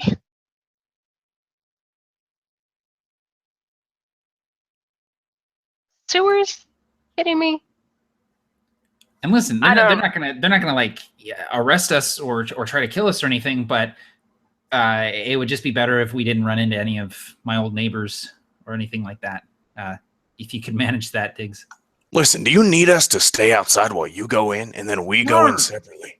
No. You guys are fine. It's mostly me I'm worried about, but I can remain unseen when I need to. So you all should be fine. Just don't tell them that you're with Ephraim Seidler, and you'll be fine. Maybe we can put you in the bag here. And I point to my backpack. Yeah, maybe Rudy's got a spell to shrink me down so I can fit in there. Oh, well. Oh, nothing quite like that, but trust me, there's plenty of places I wouldn't want to be walking the front door of, so I understand. I imagine that there's laughter and everyone thinks it's a joke, but this very deadpan Diggs looks to Rudy and says, "Yeah, well, what about you? Do you have any ideas?" I mean, let's put it this way. Rudy just saved everybody. Yeah. With using an incredible feat of magic, and Diggs knows how powerful magic is, especially when on the side of good. So he is all about utilitarian in terms of his companions. And so Rudy, sort of in response to this deadpan look, this very serious look he gets from Diggs, he does his best to straighten up, and it doesn't quite work. He straightens his back a little, but he's still very hunched over. He says, "Back there? Oh, that was just confidence. See an old man running that fast? Well, you better follow him." And he does his best to pass it off like he has no idea what you're talking about. Well enough, hopefully, that maybe one or two people believe it. I mean, like I said, it's not like they're gonna try and kill me or anything, but maybe when we get there, you guys can walk in the front door and I can just find another way in. I've snuck in and out of that place so many times, it shouldn't be a problem. What did you do, Ephraim? That is this a little town, right? Did you steal from somebody? Maybe like maybe a few people.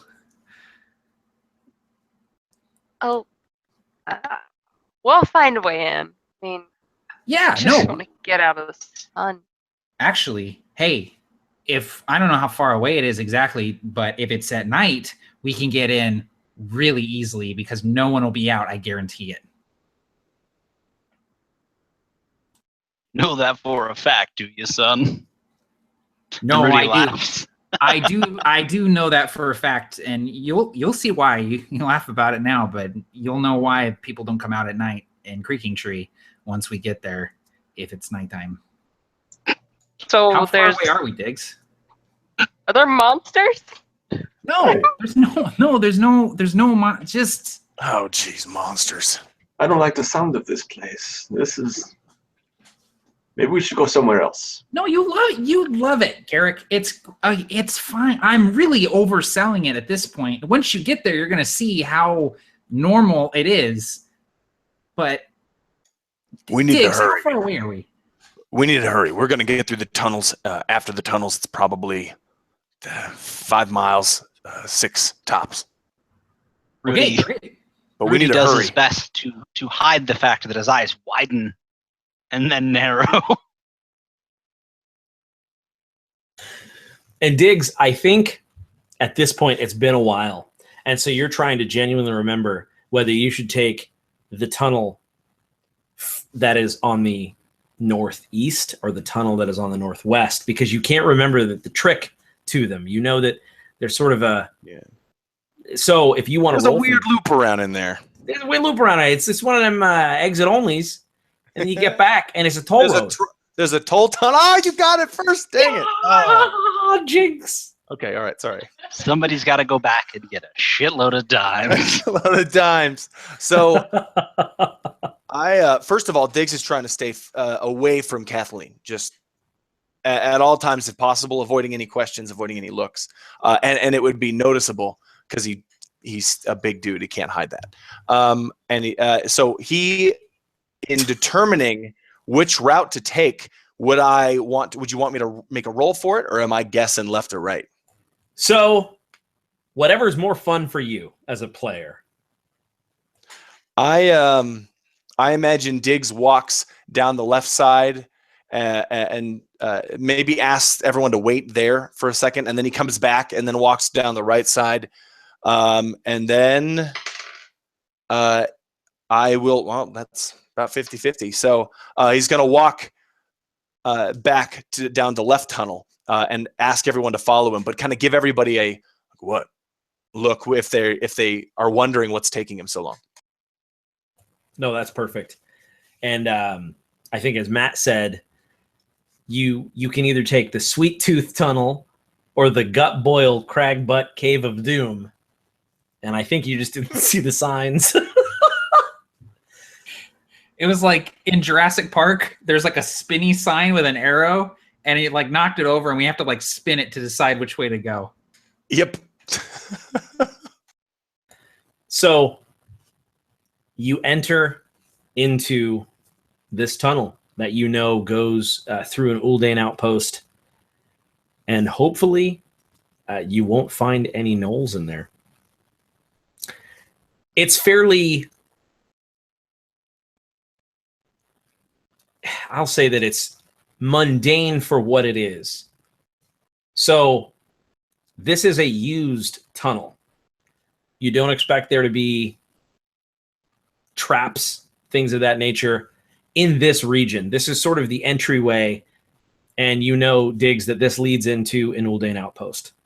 The Uldane outposts typically are a long tunnelway, and then a section where they dwelt, lived, had barracks, etc. Very small, very compact. This is just an outpost, and then usually a tunnelway out the other end.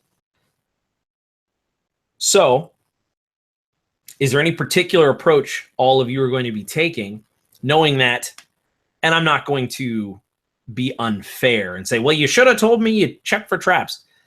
But what is your methodology of getting through these tunnels to reach the area you know is the outpost and barracks and so on? From there, you'll have to find the exit.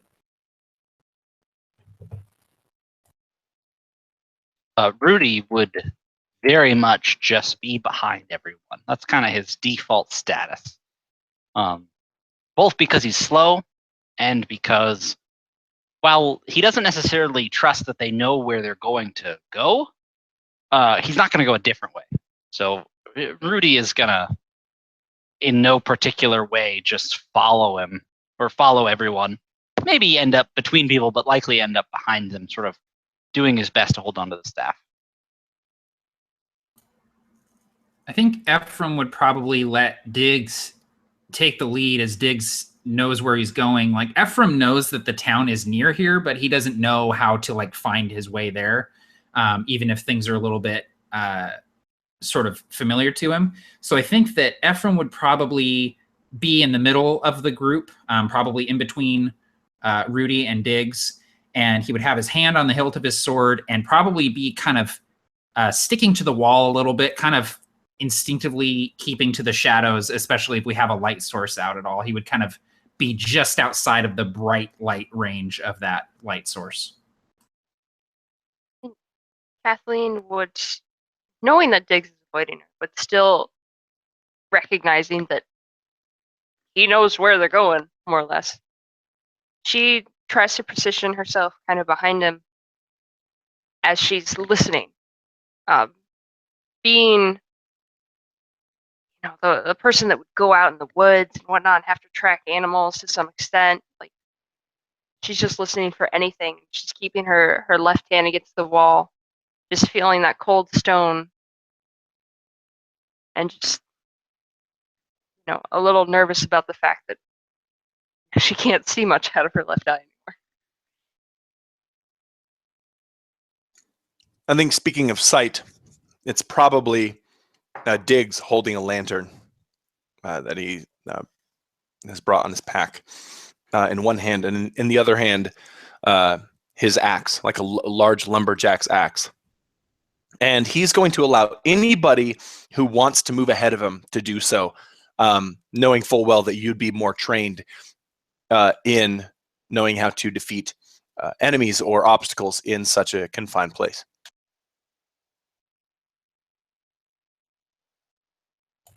And Nate, finally, how is Garrick taking to this going into this tunnel that's probably a place maybe he's familiar with from the mills, maybe he's not? Yeah, I imagine I wouldn't have any particular fear of, these dark enclosed places like this, but I'm still limping. I'm still, just hobbling along, kind of clutching at my chest. I'm hurting, and I'm just kind of trudging along, trying to again find strength in thinking of happier times, and also still kind of pondering the what happened in the canyon there. It's like remembering a nightmare.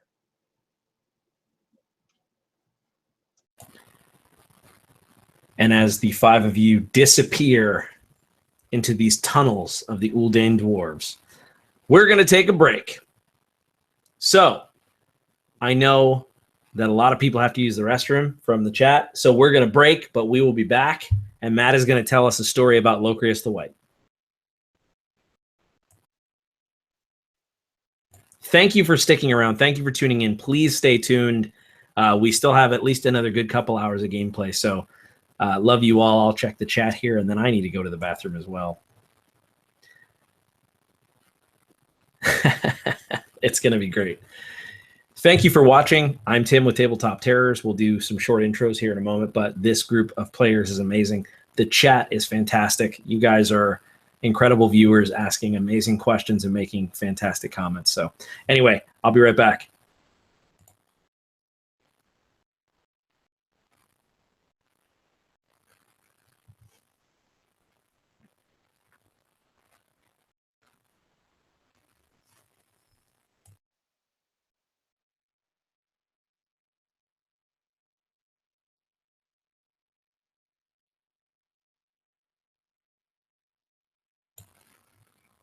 I don't usually do secret stuff on my own games, but I'm super jazzed because tomorrow we're recording the first episode of The Encounter Machine with hankering for an ale of Drunkens and Dragons to be released before the end of this year.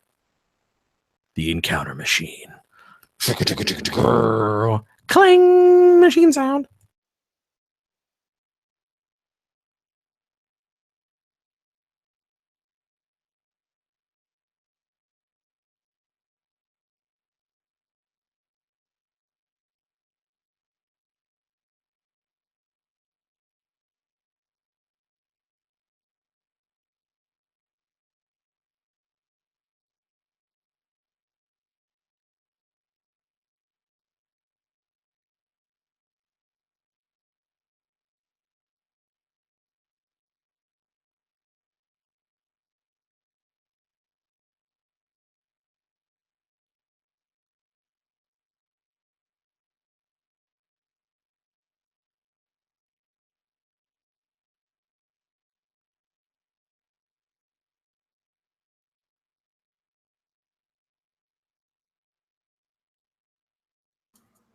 Oh, looks like I'm the first one back. Thanks everyone for Not tuning me. in. Oh, Cassie's here. Ha. I sat down. I wasn't sure if I should go on camera because James did Billy over here. You can do whatever you want to do. Do whatever you like. Let's see Billy how like many- a fox. How many people are watching? Let's look. Yeah, how many people? Looks like 21 people are watching. Awesome. 21 people. I think there's a lot of games happening tonight. I saw a couple more games go up on the AbTab group tonight, so everyone's playing tonight, which is good. I am starting a monster at 10 o'clock. Dude, You don't give a freaking Going heck. hard. I don't give a freaking heck. Freaking. I need a 3 liter of off-brand root beer to say that tomorrow morning. You do. You need to just drink it straight out of the bottle. Just right out of it. I need to be 10 years old, Yep. playing a Super Nintendo, kicking the kid off because he keeps losing my Donkey Kong lives. This root Pass beer me that root tastes beer. like Robitussin, but I'm still drinking it. Well, I'm still drinking it because I don't give a freaking heck. Frickin'. When everyone gets back, I'll tell my story of Locrius the White. Dude, that's awesome. So excited for that. It Very was curious. amazing. It was amazing. I love this game, man. It's crazy. It's just so... I don't think there's anything wrong with it, but like, because everything is trying to kill us, so little time passes. Yeah. Like, it's just like, there's no... It's not like you guys arrive at the inn, you stay a few days. It's like, no, listen, if there's an inn, somebody there's trying to kill you. And the inn's on fire when you get there. Exactly. So I'm like, it's cool, but we've had like, minus the 2 weeks Tim pushed us forward, we've lived in Dragongrin for like 4 hours. Like, that's it. And I'm like, Jesus. All right, so I got to hear about Locrius the White. Oh, I gotta wait for Nate to get back, and then I'll Yeah. tell the story. Oh, dude. Oh, Barker's. Barker. Yeah, Barker just got back. Barker's just got back. I'm here, man. I was I've out of been the here the I was whole not in time. the window. I do this thing where I turn my camera off and I listen to you to make sure you don't talk smack. And I do every time. You catch me every time talking smack. I know, but I don't say anything because I'm just making sure you do, and then I'm happy. You're just you're just writing it down for one day See when what you're I like, did there? listen, remember all those times? Yep. I reversed what you thought I was going to say. Yeah. Ooh. No, yep. You So, super did. okay, this sounds stupid, but what the fuck? What? What is that white piece of art behind you, Barker, underneath Sirio? I was there and I don't remember seeing that. Okay, I so remember. I'm going to show you this. This is one of my, it's just a piece of art. It's one of my favorites, but it's super creepy, and it reminds me of, in the Winds of Cerceline game, the kind of lost love of Zero. Oh, This is man. who Oh, inspired. dude, I'm going to click on him. You gotta talk about. Oh wait, click on them. Duh. Yeah, no, I did. Oh no, me. I forgot. Yeah, I don't think that applies It's for us. oh, gotcha. For you guys, it won't. So I it- can't. That's so blurry that it looks like a bearded man in a dunce cap. My favorite part with is I a don't monitor hear you glare. say that. So it looks like Rudy then. Yeah, it looks like Rudy exactly. The glare was pretty bad. It's hard to see. So, But I Locrius the remember White. it now. Locrius the White, since Nate is here. So, Yeah, please. while we're in the process of moving, I've taken the opportunity to sell a bunch of my old music gear because I'm not in a band currently, and so I don't need like a bunch of this live sound stuff that I have. And so today I managed to sell my big pedal board, powered pedal board with like 6 bass effects pedals on it. And this guy texted me yesterday and was like, hey, I'd really like the pedal board, but I live in like North Seattle. Is there any way that we could meet like halfway? So I'm like, totally, let's meet at South Center. So I head towards South Center, and this guy's really nice in the text and stuff, like just like super updates me like, hey, leaving now, should be about this much time. And so I'm like, dude, this is going great. So I get there and I go to the parking lot where I'm supposed to meet him, and I text him and I'm like, hey, I'm in a striped hoodie. I have a blue Ford Focus. Like, just look for me outside the Starbucks. He texts me. He's like, I'm wearing all black and have white hair. And I'm like, okay. And this guy comes from across the parking lot, and he just looks so rad. He's like very tall, kind of skinny, wearing like black with like holes in his jeans, and his hair is long and flowing and like stark white, but he's like younger than me by a few years. And he comes over and I'm like, hey man, I'm Matt. And he goes, oh, hey, I'm Todd. And he like shakes my hand. I'm like, holy shit, it's Locrius. And I had my dog Babs with me. She was in the car and she was kind of sticking her head out the window. And so I shake his hand. He says, oh, my name's Todd. And he looks past me and he sees Babs and he goes, cool pooch. And he comes over and just starts petting her. Matt, that guy was a Reddit user. Yeah. Embodied in real life, like a Reddit profile came to life to buy your pedal board. And he like So every time I sell something on Craigslist, the person always kind of tries to negotiate once they get there, even though the price was listed. They're always like, well, it has a ding on it, so I'm only going to give you 180 instead of 200 or whatever. But I was like opening it up to show him, and he goes, oh, no, it's fine. I got it. And he hands me the money in cash, like not a check, just gives me cash and goes, awesome, man. I was going to buy just a tuning pedal, but then I saw this and went, oh, donkers, I'll just get all of them. And I was like, donkers. Donkers. And You're like, as hey, he's man. walking away, he turns towards Matt and kind of winks and says, thanks for the pedals, man. I was getting blue. Yeah. And then he walks off. Yeah. And so I give him the pedal board. He gives me the cash. We shake hands again, and he just like walks off. And the funniest Into part the was like, sunset. yeah, Into I the get sky. in my car, and I'm like, my wife and I are driving away, and Tila goes, where did he come from or go? Because we don't see him anywhere else. Like he just teleported and then disappeared. And when we were driving away, she was like, that guy was like Locrius the White, because he had the Oh white my hair. God.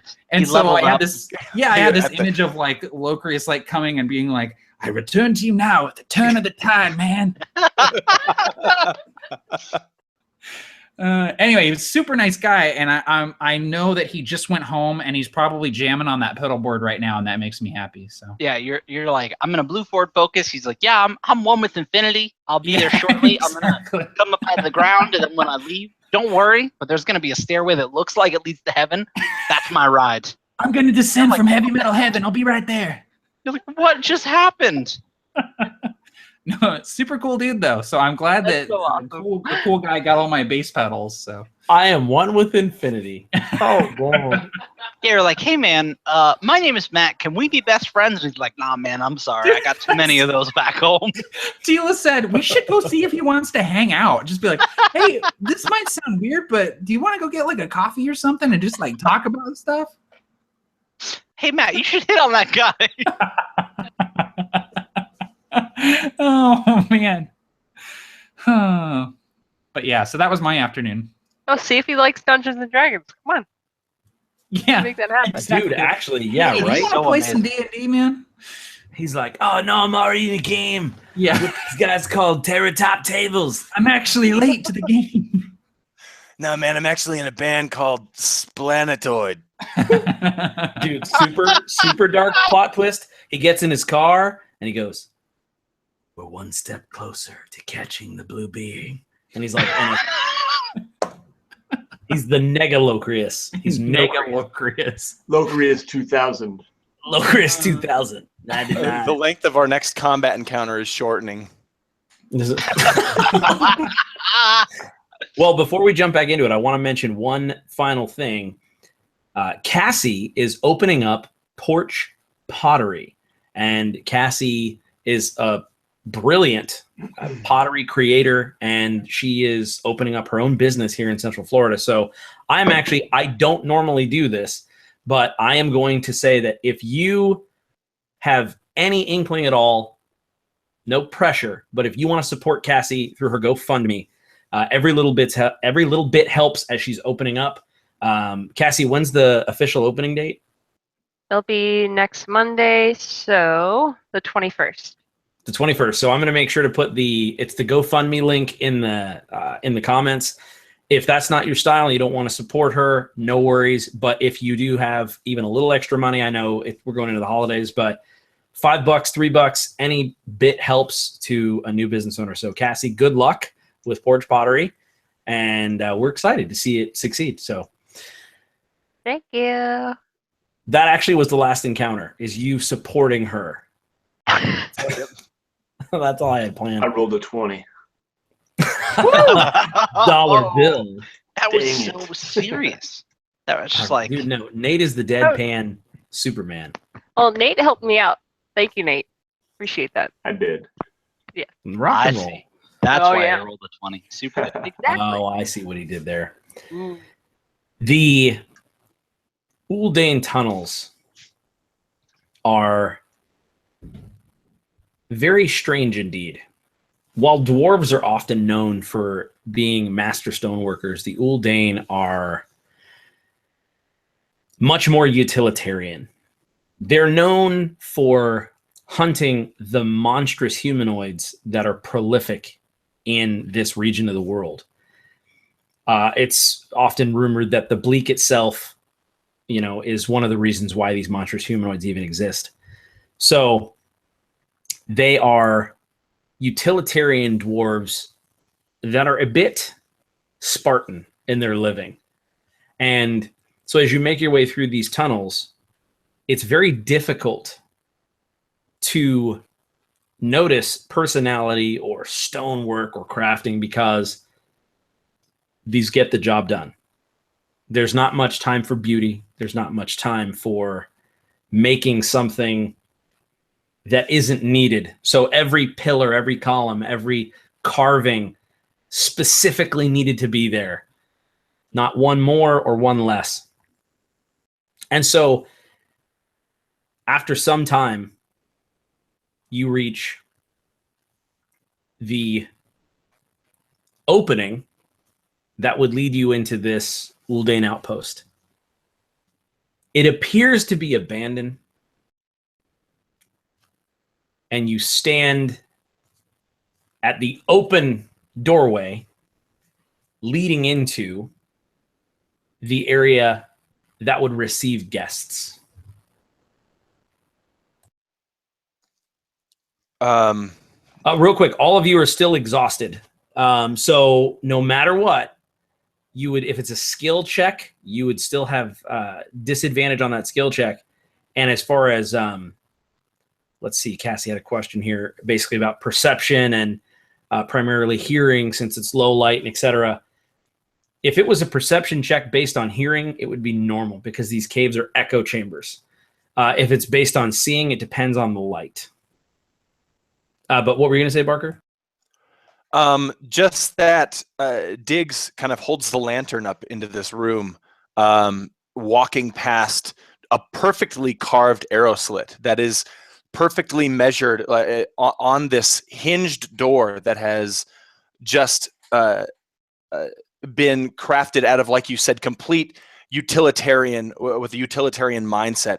Perfect height. It looks past this hallway and is only wide enough to where it could be aimed to the exact specifications of the width of the hallway. It's just everything is flawless about this door. And there's a table in the center of this room that's kind of sculpted out of the ground itself, as if they didn't move any stone into this area or put pillars up where they didn't exist. This place was carved out of the mountain itself. And how many passages are out of this room? This particular room, there's one door in, because it seems as though it was designed to receive guests or travelers or patrols, so that they could check in. It's a sort of like a holding area that leads into the actual outpost. So the door you enter into is more of an opening or an archway.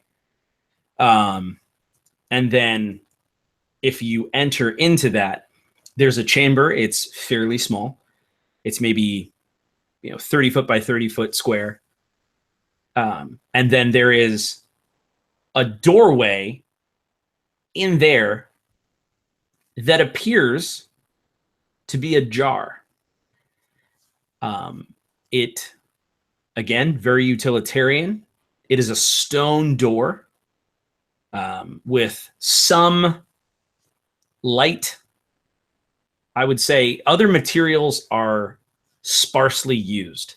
If it can be made out of stone, it's made out of stone. So when you enter into this sort of holding area, there is a main door that leads into this outpost. However, that door seems to be ajar. Then Diggs would kind of move towards the center of the room and place the lantern down so other people can move in and see the same room.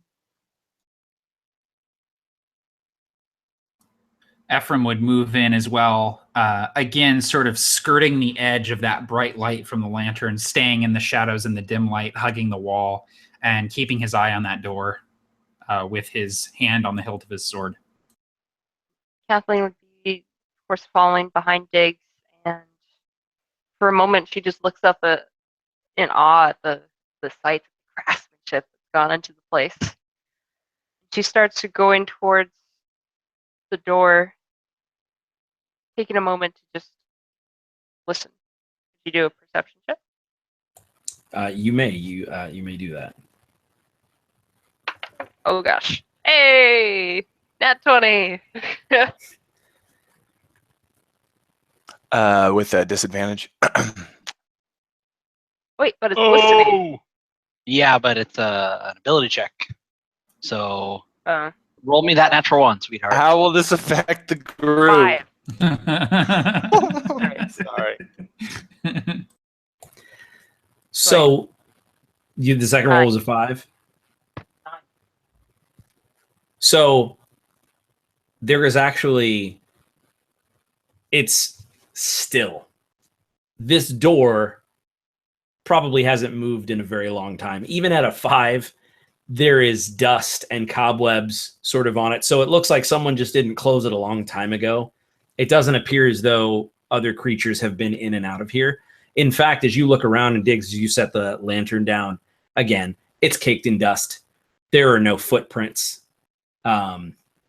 It's essentially, like I said, cobwebs in the corner. Just, it doesn't look like anyone has been here for a very, very long time. And there are no signs of anything other than dust and the smell of musty air. It's a good sign. Doesn't seem to be anybody here. And I imagine Rudy would come sort of shuffling in. Shuffling is a good way to put it. Shuffling through the door on his staff. Excuse me. And only knowing what he heard of the Oldane dwarves, which again was all of the worst things. You know, all of their alleged war crimes and the terrible things they did. And at this moment, you know, was possibly realizing that maybe he shouldn't believe everything he hears.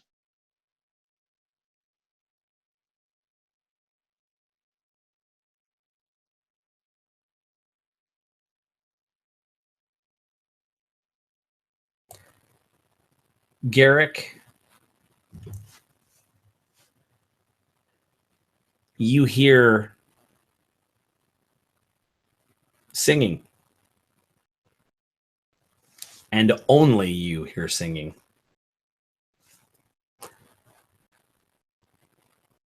And you hear a voice begin to come into your ear from the back.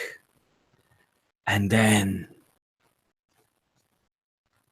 before you is a pale, gaunt, fey creature that you know as Piotr.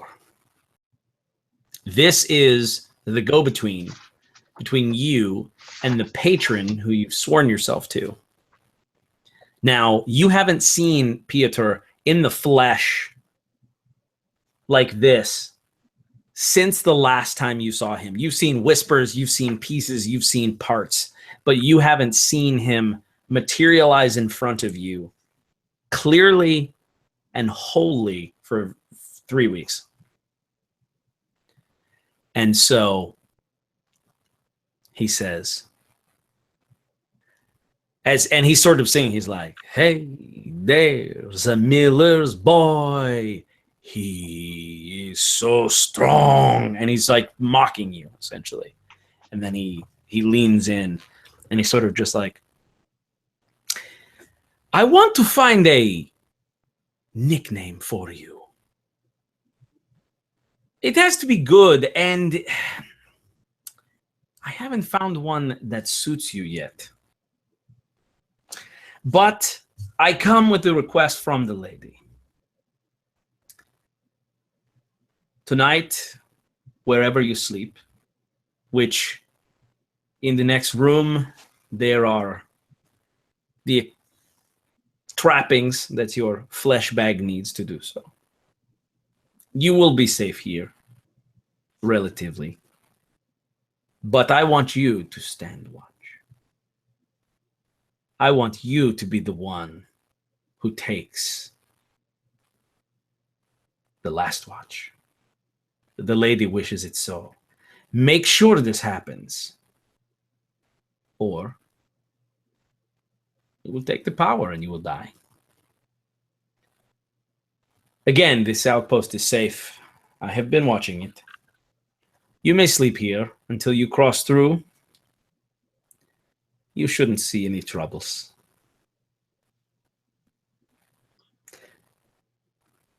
Did that all make sense, simpleton? Burn you. I just lean up against the wall, leaning on my staff. I'm still hurting. It makes sense. You helped me back there in the canyon. But don't think I like you. I'd much rather see the lady.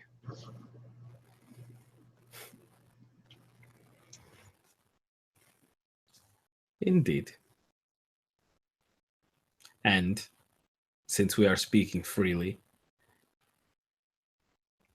I strangely do like you, little Miller boy. I want you to know that your father was asking after you. Apparently, there was some money that never made it to the tax collector. You were very busy being crucified. Oh. The money was not in the shack, the cabin, whatever. Oh, yes. My belongings were there, but not the money. Do you know where it went? I'm not your accountant. No, I don't know where it went. And I won't look for it either. But you lost it. It was the tax money, no? That your father needed for the mill? He sent you, strong Garrick, bring it to the tax collector himself. And now you've been gone for 3 weeks.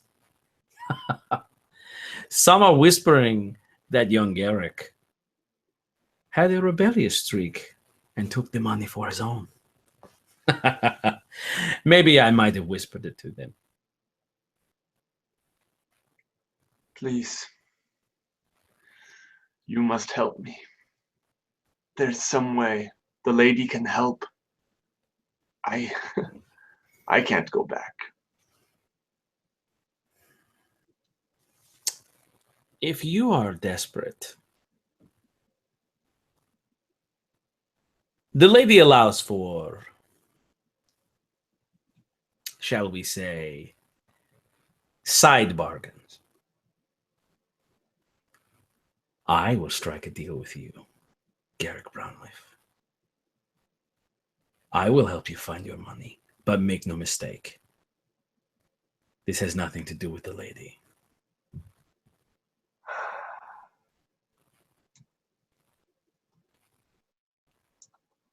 I will do anything to help my father, my family. Oh, anything. You could take my life afterwards, just...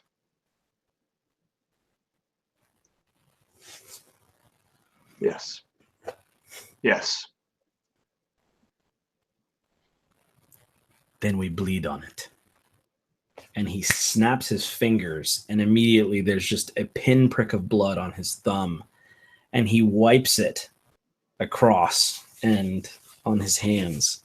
And he holds out his hands. And to the rest of you, you would have to physically see what happens next. So Garrick, whatever you choose to do, they would see. If you shake hands with this creature, they wouldn't see the creature. They would just see you shaking hands with nothing.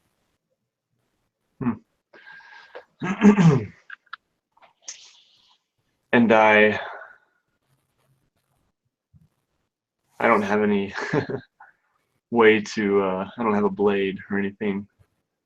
but I imagine I maybe find a small stone on the ground, Sure. Yeah. a shard of just rock, and I roughly cut my hand, and I do extend it. Yeah. And you feel thickness in your blood as you shake hands. Something different, something even heavier than before. And as you do, Piotr shakes your hand and says, I know you'll do anything. It is why I like you. And he's gone.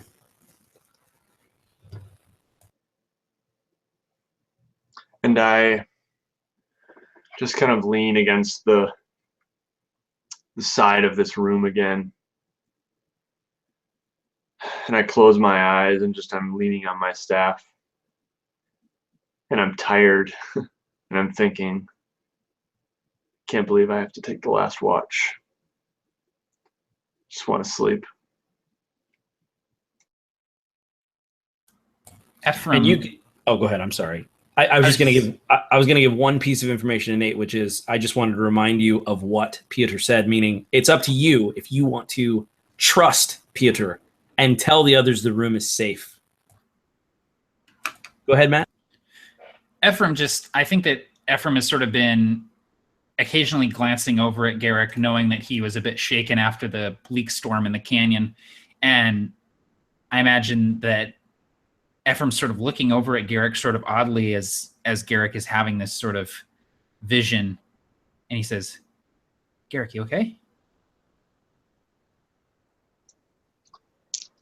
Yes. I'll be fine. I just very tired. Yeah. This room, we could rest here. I can feel it. It is a good spot. Here? Sure, yeah. Hey, Diggs? Yeah. And I would kind of go over to Diggs and speak a little bit hushed, though we're in this enclosed space, everyone can probably hear it, and I would say, I think Garrick's a little bit shaken up after the canyon. We could probably use a rest. What do you think? I think this room looks all right, but I'd like to check down that hallway first. But is he gonna be okay? Yeah, I think so. What's wrong with him? He's in shock a little bit, maybe. And you would see me just kind of clutching at my chest, leaning on my staff. My mom used to have bouts like this. I think he just needs to sleep. Yeah, set out the bedrolls. And he'll kind of toss his pack at you. And Rudy I would sort of barely catch it and go, yeah, sure. And I go over to kind of prepare the camp. Rudy would be very excited about this, about this particular idea. But he would also go to Garrick and sort of clap him on the shoulder a little and say, "Cheer up, kiddo. It might never happen," and begin to roll out his own bed.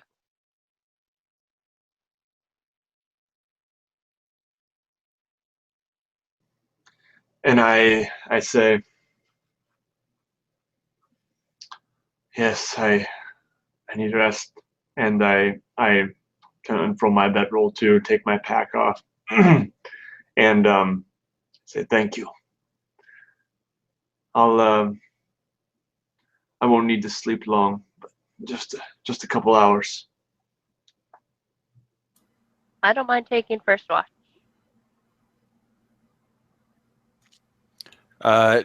Diggs moves into that hallway as they're having this conversation. You said there was another door, right? Kind of with the cobwebs? Yeah, so essentially there is another door that's sort of ajar, yeah.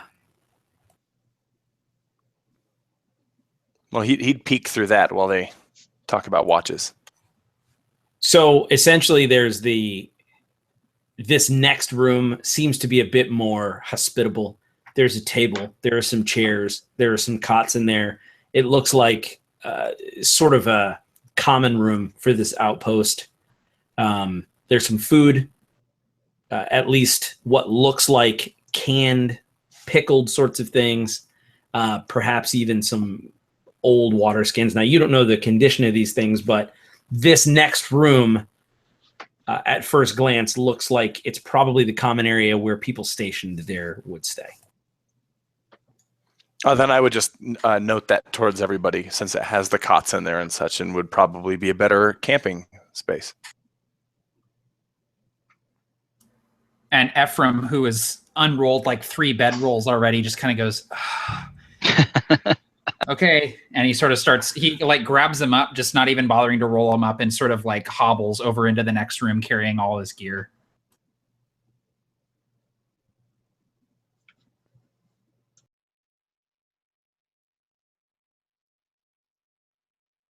And I imagine I would sort of like lay one of the bedrolls on one of these rickety cots and sort of motion to Garrick and say, hey, this seems like a good enough place to lay down. Why don't you sleep first? Kathleen said she'd take first watch. Yes. Thank you.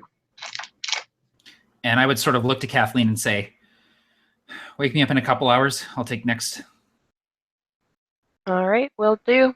And Kathleen would basically stand by the door. Are there any other? I imagine there's other doorways, right? Yeah, there would be probably one other main doorway, especially because the way this is laid out, I imagine that they would want it to be easy to guard. A couple of entrances, so there would be the door you just came in, and then one opposite side, 40 feet, another door. So 2 doors, one in, one out. I think once everyone does go to sleep, she just periodically like go from one to the other to check. And Rudy would sort of pay no attention to who's taking any watches, hoping to avoid any watches, and would do the same, kind of find a cot and set up shop there and just lay his rickety bones down.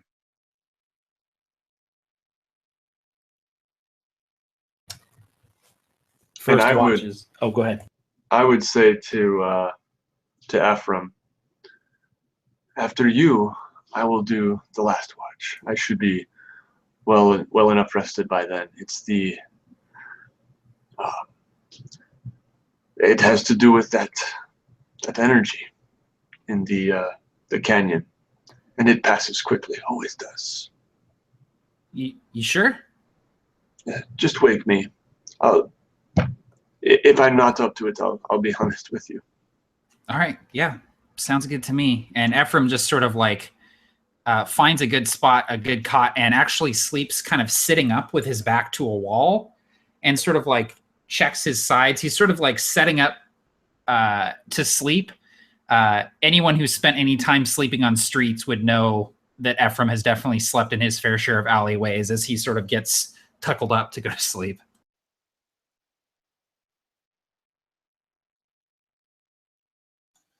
And Diggs is off kind of scouting the surrounding area and just kind of seeing if he finds anything interesting or any before going to sleep.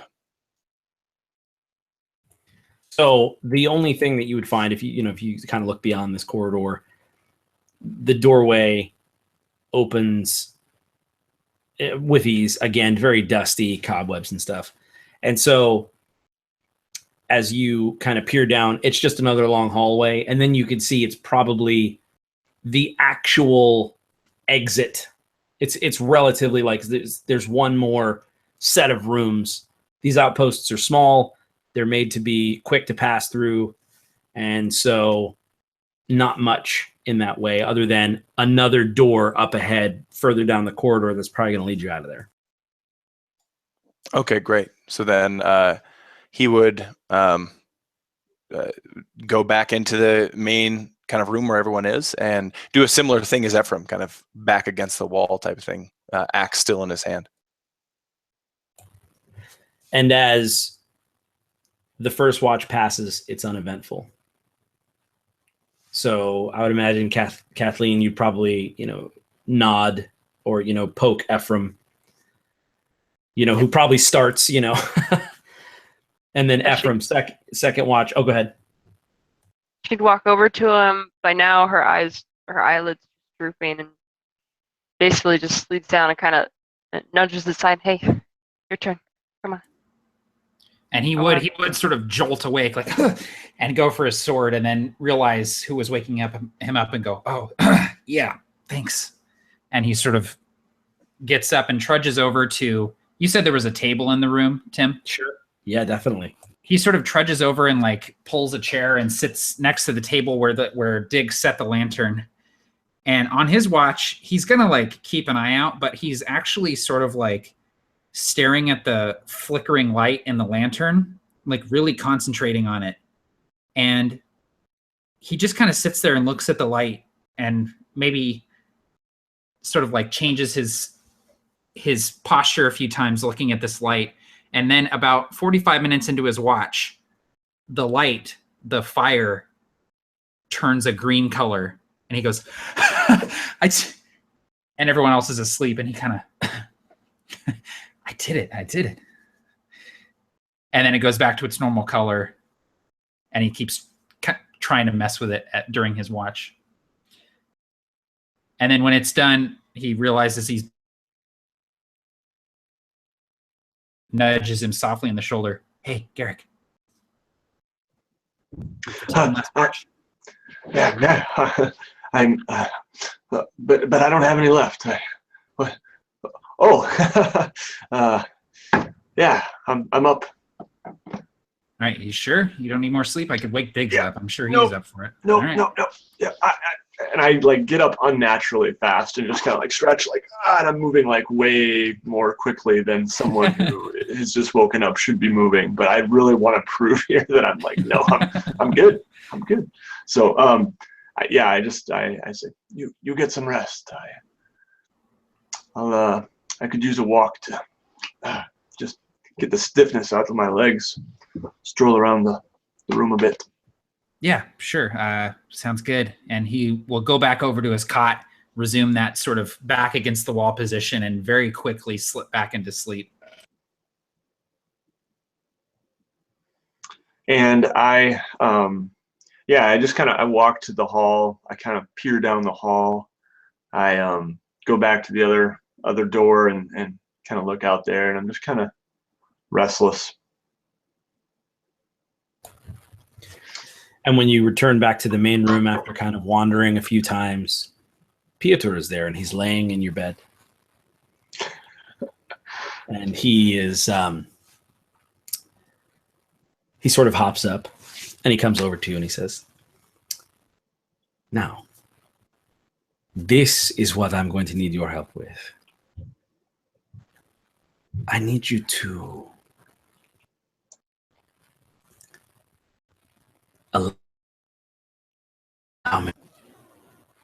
you need to, with your will, fulfill our bargain. You must relax your mind. You may watch, but you may not interfere.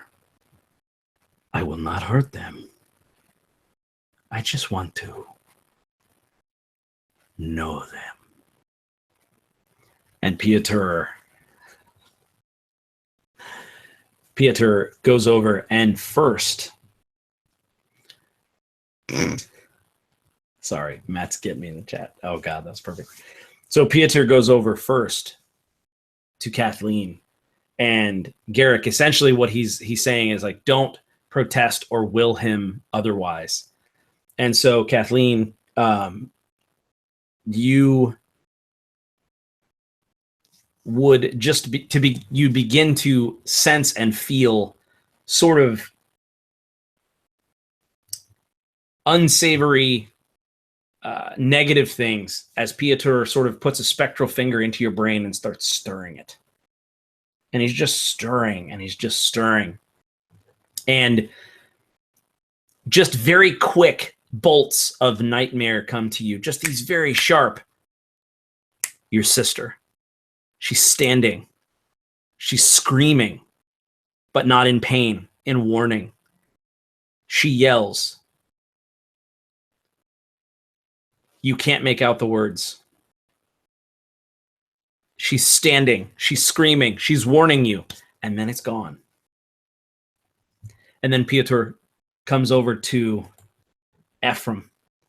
And he starts swirling his finger, just sort of in Ephraim's mind. And you see a dagger going into a man's neck. And the blood runs down. And Ephraim, you have these shocks of nightmare. And in a black, empty room, you just see swinging feet. And then it's gone. And then you see Pietro's finger go into Rudy's mind. And Piotr makes a strange look. And then he looks over to Garrick and says, huh, there's two. And then Rudy, you see a Warmaker. You see the flags, the banners of Grin, and quickly you see a Warmaker envelop you, and then nothing, just blackness as you go back and you continue to sleep. Diggs. Finally, as Piotr comes over, he's almost afraid. And Garrick, you noticeably realize that it's almost like he doesn't want to go in there. And as he puts his finger in the mind of Diggs, you just hear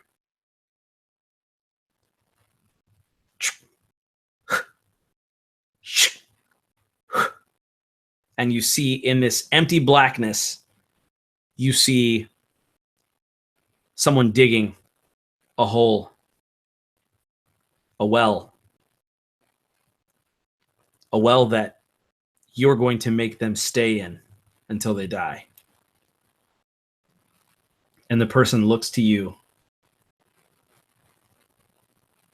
and just with a look on his face of why, and then it's over. And then Garrick, Piotr is gone, and you find yourself waking up right before the end of your watch.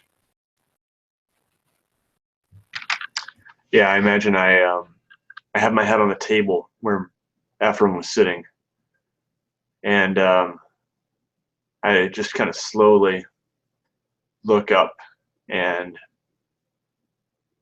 wonder, did Piotr really come? Was that a dream? Or I'm just kind of bewildered a little bit, but everyone looks safe. Everyone looks good. And so I stand back up and just lean against the wall.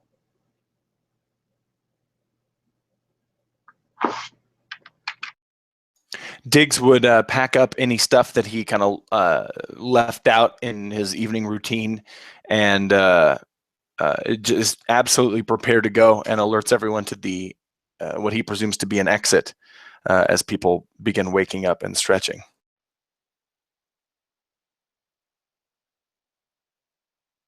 Everyone, you would begin to awaken in sort of that groggy remembrance of where you are and how you got here and all that. But if there's anything you want to try to take, etc., you can let me know. I can tell you right away that in this room, anything that's here would probably not be good. So the food has gone bad. The water has evaporated. If you wanted to try to take some of the, maybe like the straw stuffed pillows or something, you could. But there's not much here. I think Ephraim would take like a swig from his water skin, like the last little trickle of water that he has in there, and wipe his mouth and sort of just gather up his things. And he looks at Diggs and says, what time is it? I can't tell down here. Is it night? I won't until I get outside, but he probably would know that dawn had emerged probably an hour before, so it'd probably say that. All right, so we're gonna be hitting Creaking Tree during the day. I'll make it work. It's fine. Yeah, let's go. Let's get going. Are you sure? I mean, we can try and. I wouldn't mind getting more sleep. No.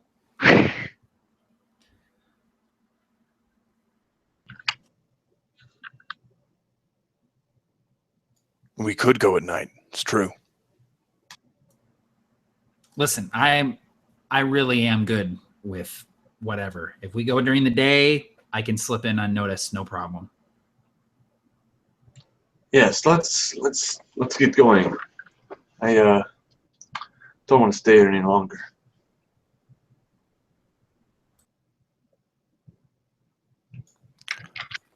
Diggs would begin leading the way out then, I think. And as you continue, you could, as I said, there's a corridor that leads to essentially the final room, which is usually in these sorts of outposts. It's the storage. It's the sort of things that would be outside of the common living area. So it's, again, very utilitarian and so on. This door is shut. And while there are still no traces of people walking around or footprints, etc., you can tell specifically that this door was shut at some point because there is a sort of that wedge of dust that forms when you slide a door. There is still dust there, so it's been some time, but it is a layer of dust on top of someone having closed the door and wiping that sort of wedge of dust there. So it's been a while, but someone closed this door.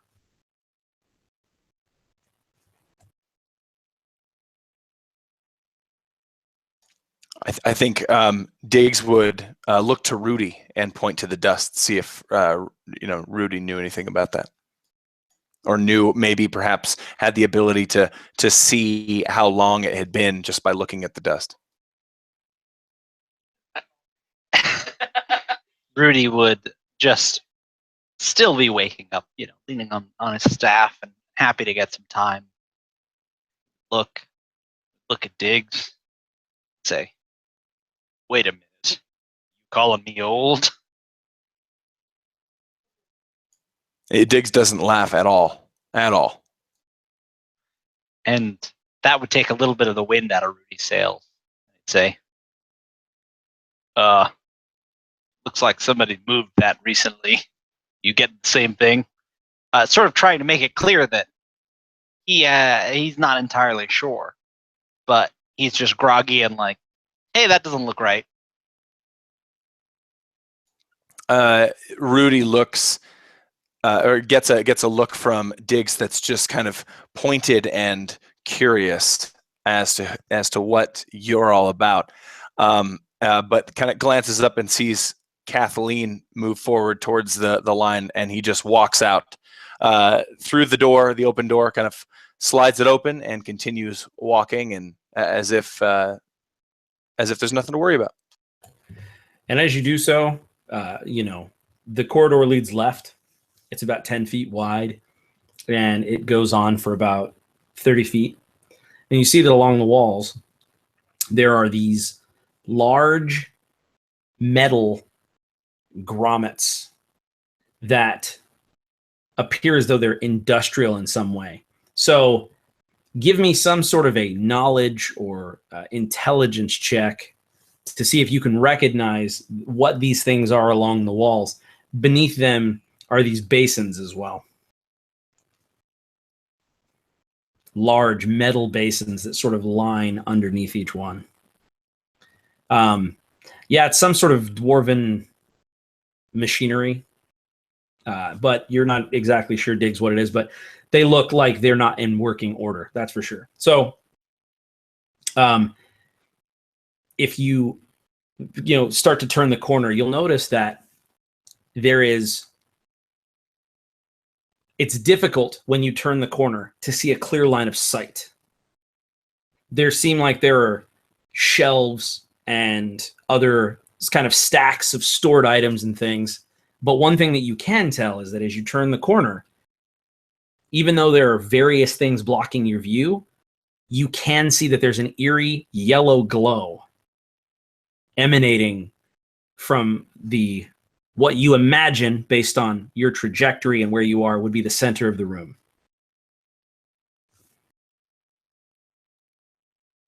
He raises lantern, because I'm assuming he still needs it, and alerting to everyone else, just ensuring that they see what he sees. Matt, roll me a d4.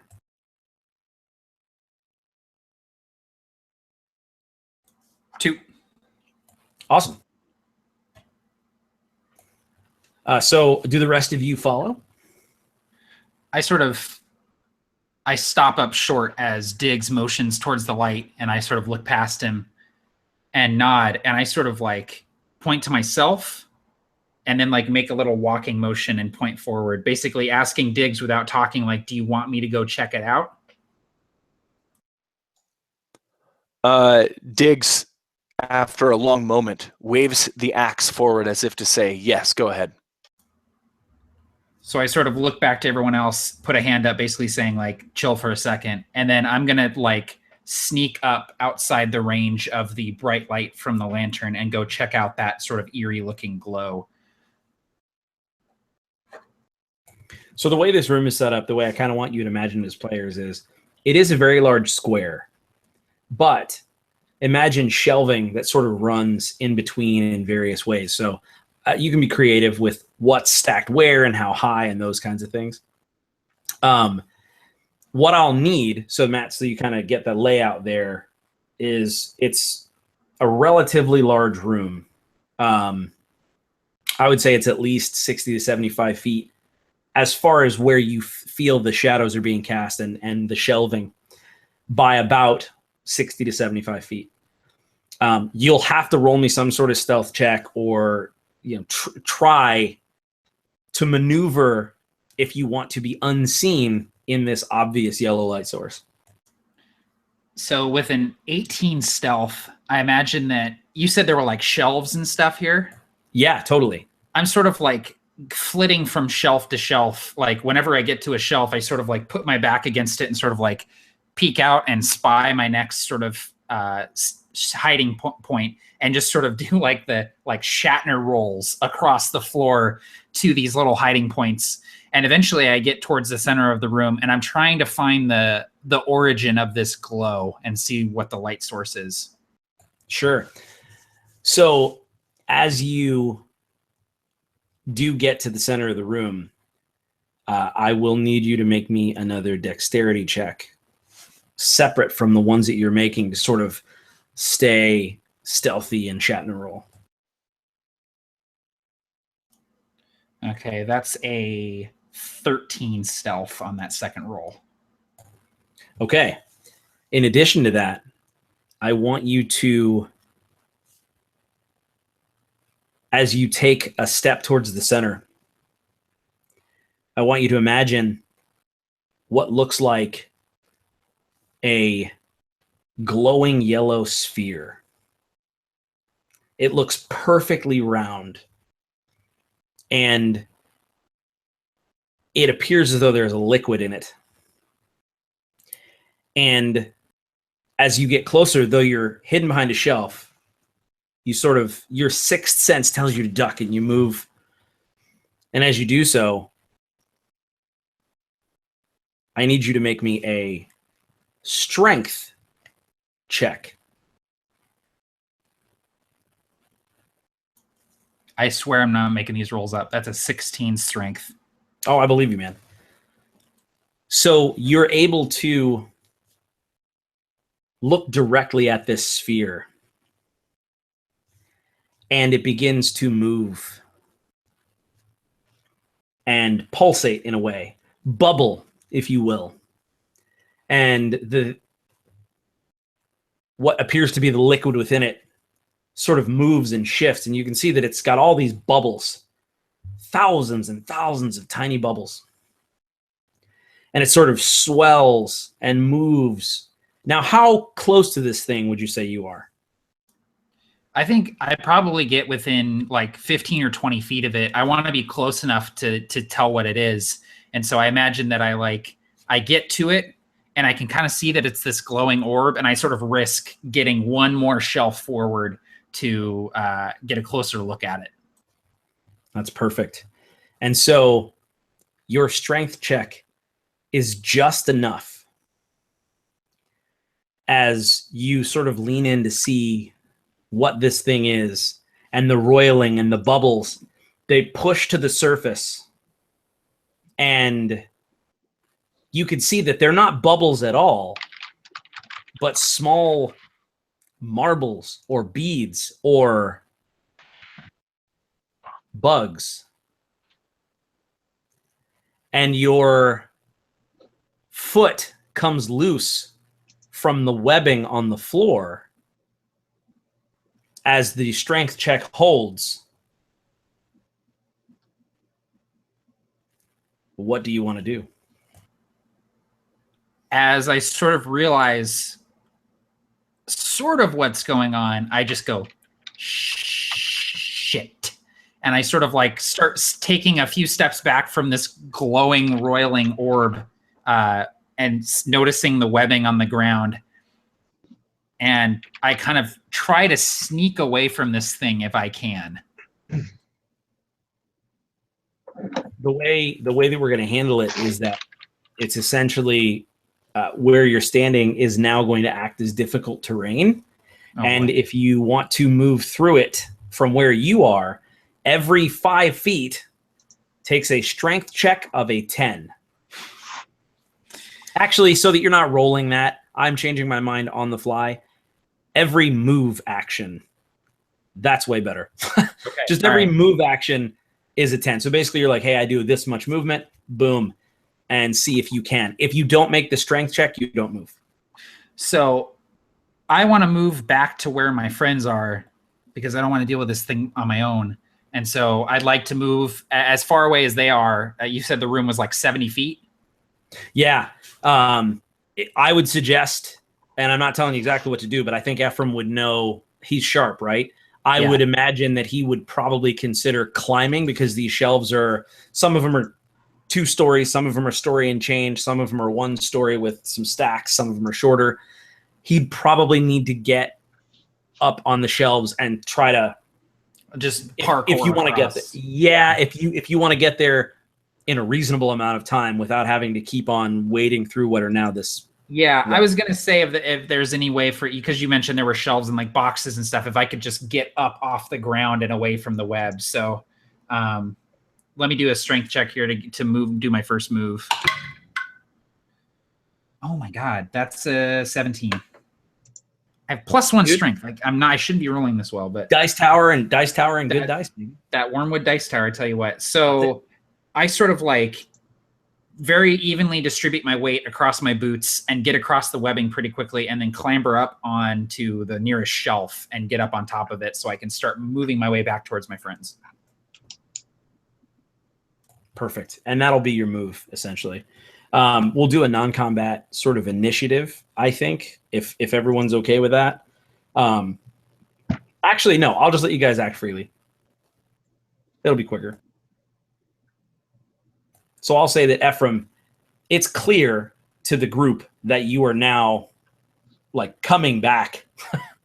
And so what are the rest of you going to do as you see Ephraim sort of do all that and now head back on the shelving? What is it? That's what you hear from Diggs. Is the And I floor lava? I would sort of do like the loud whisper back where I'm like trying to be a little bit quiet, but it's really not quiet at all. And I go, I don't know. And I would sort of like, I would say like, it's a glowing purple, like bug orb. And I would sort of like get to the last shelf and sort of like slide down, and maybe a few things fall off as I'm sliding down. There's sweat on my forehead, and say, it's something weird looking. I don't really know. It's glowing. There's bugs. There's webs on the ground. Maybe we want to go a different way. I don't know. And Rudy would probably surprise anyone that's looking at him with the amount that he doesn't. Just kind of stands there like, well, if it didn't eat him yet, hopefully it's not going to be here, and just kind of watches and waits to see what everyone else does. It definitely reacted to me being there. I think it knew I was there. I don't know. Okay, so is there another way? What about Diggs? Wasn't there like another tunnel we could try? Is this the wrong one? Diggs would respond that would be miles behind us to the other fork. Oh shoot. Rudy, maybe you can look at it. It seems magical, maybe. Yes. Listen, I don't know what idea you got, but it doesn't quite work that way, kid. Well, I don't know how it works, Rudy, but you're the only one that would know what a glowing orb filled with bugs would do. If any of us know, you would probably know. And Rudy would sort of, like, I imagine he was near the door, and Ephraim comes running back, and Rudy would kind of lean as though he's trying to look, but he's not moving his feet, and just kind of look, and kind of like, well, I'd have to get a better look at it, I think. And just kind of stand there like, yeah, okay. Yeah, the ground's covered in webs, though, so we got to be careful walking in there. I almost got stuck right next to it. Well, my primary mode of transport is the ground, so maybe somebody else should go before me.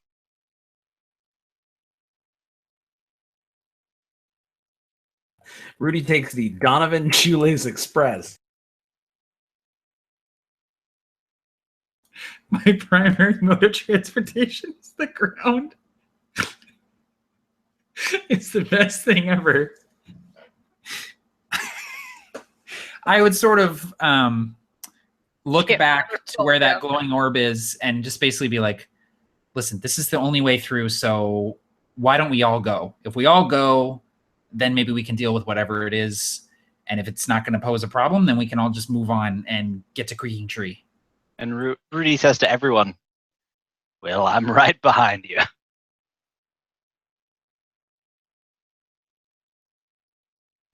All right, let's go take a look at this. What'd you say? Orb of bugs? Yeah, it was like a...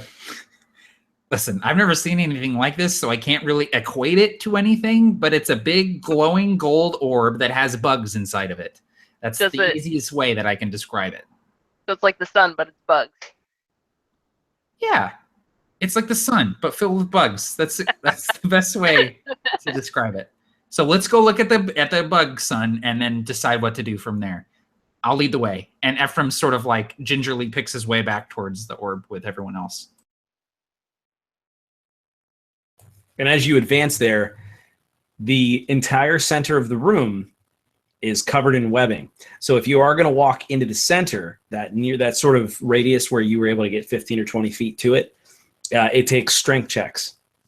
So it's a strength check of a 10 to move, basically, which is a very simple one, but the ground is still difficult terrain no matter what.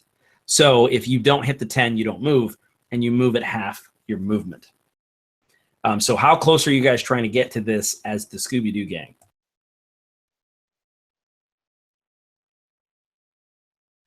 Wouldn't we want to just skirt around it if possible? Like, I don't want to know what that is. I don't want to find out what that is.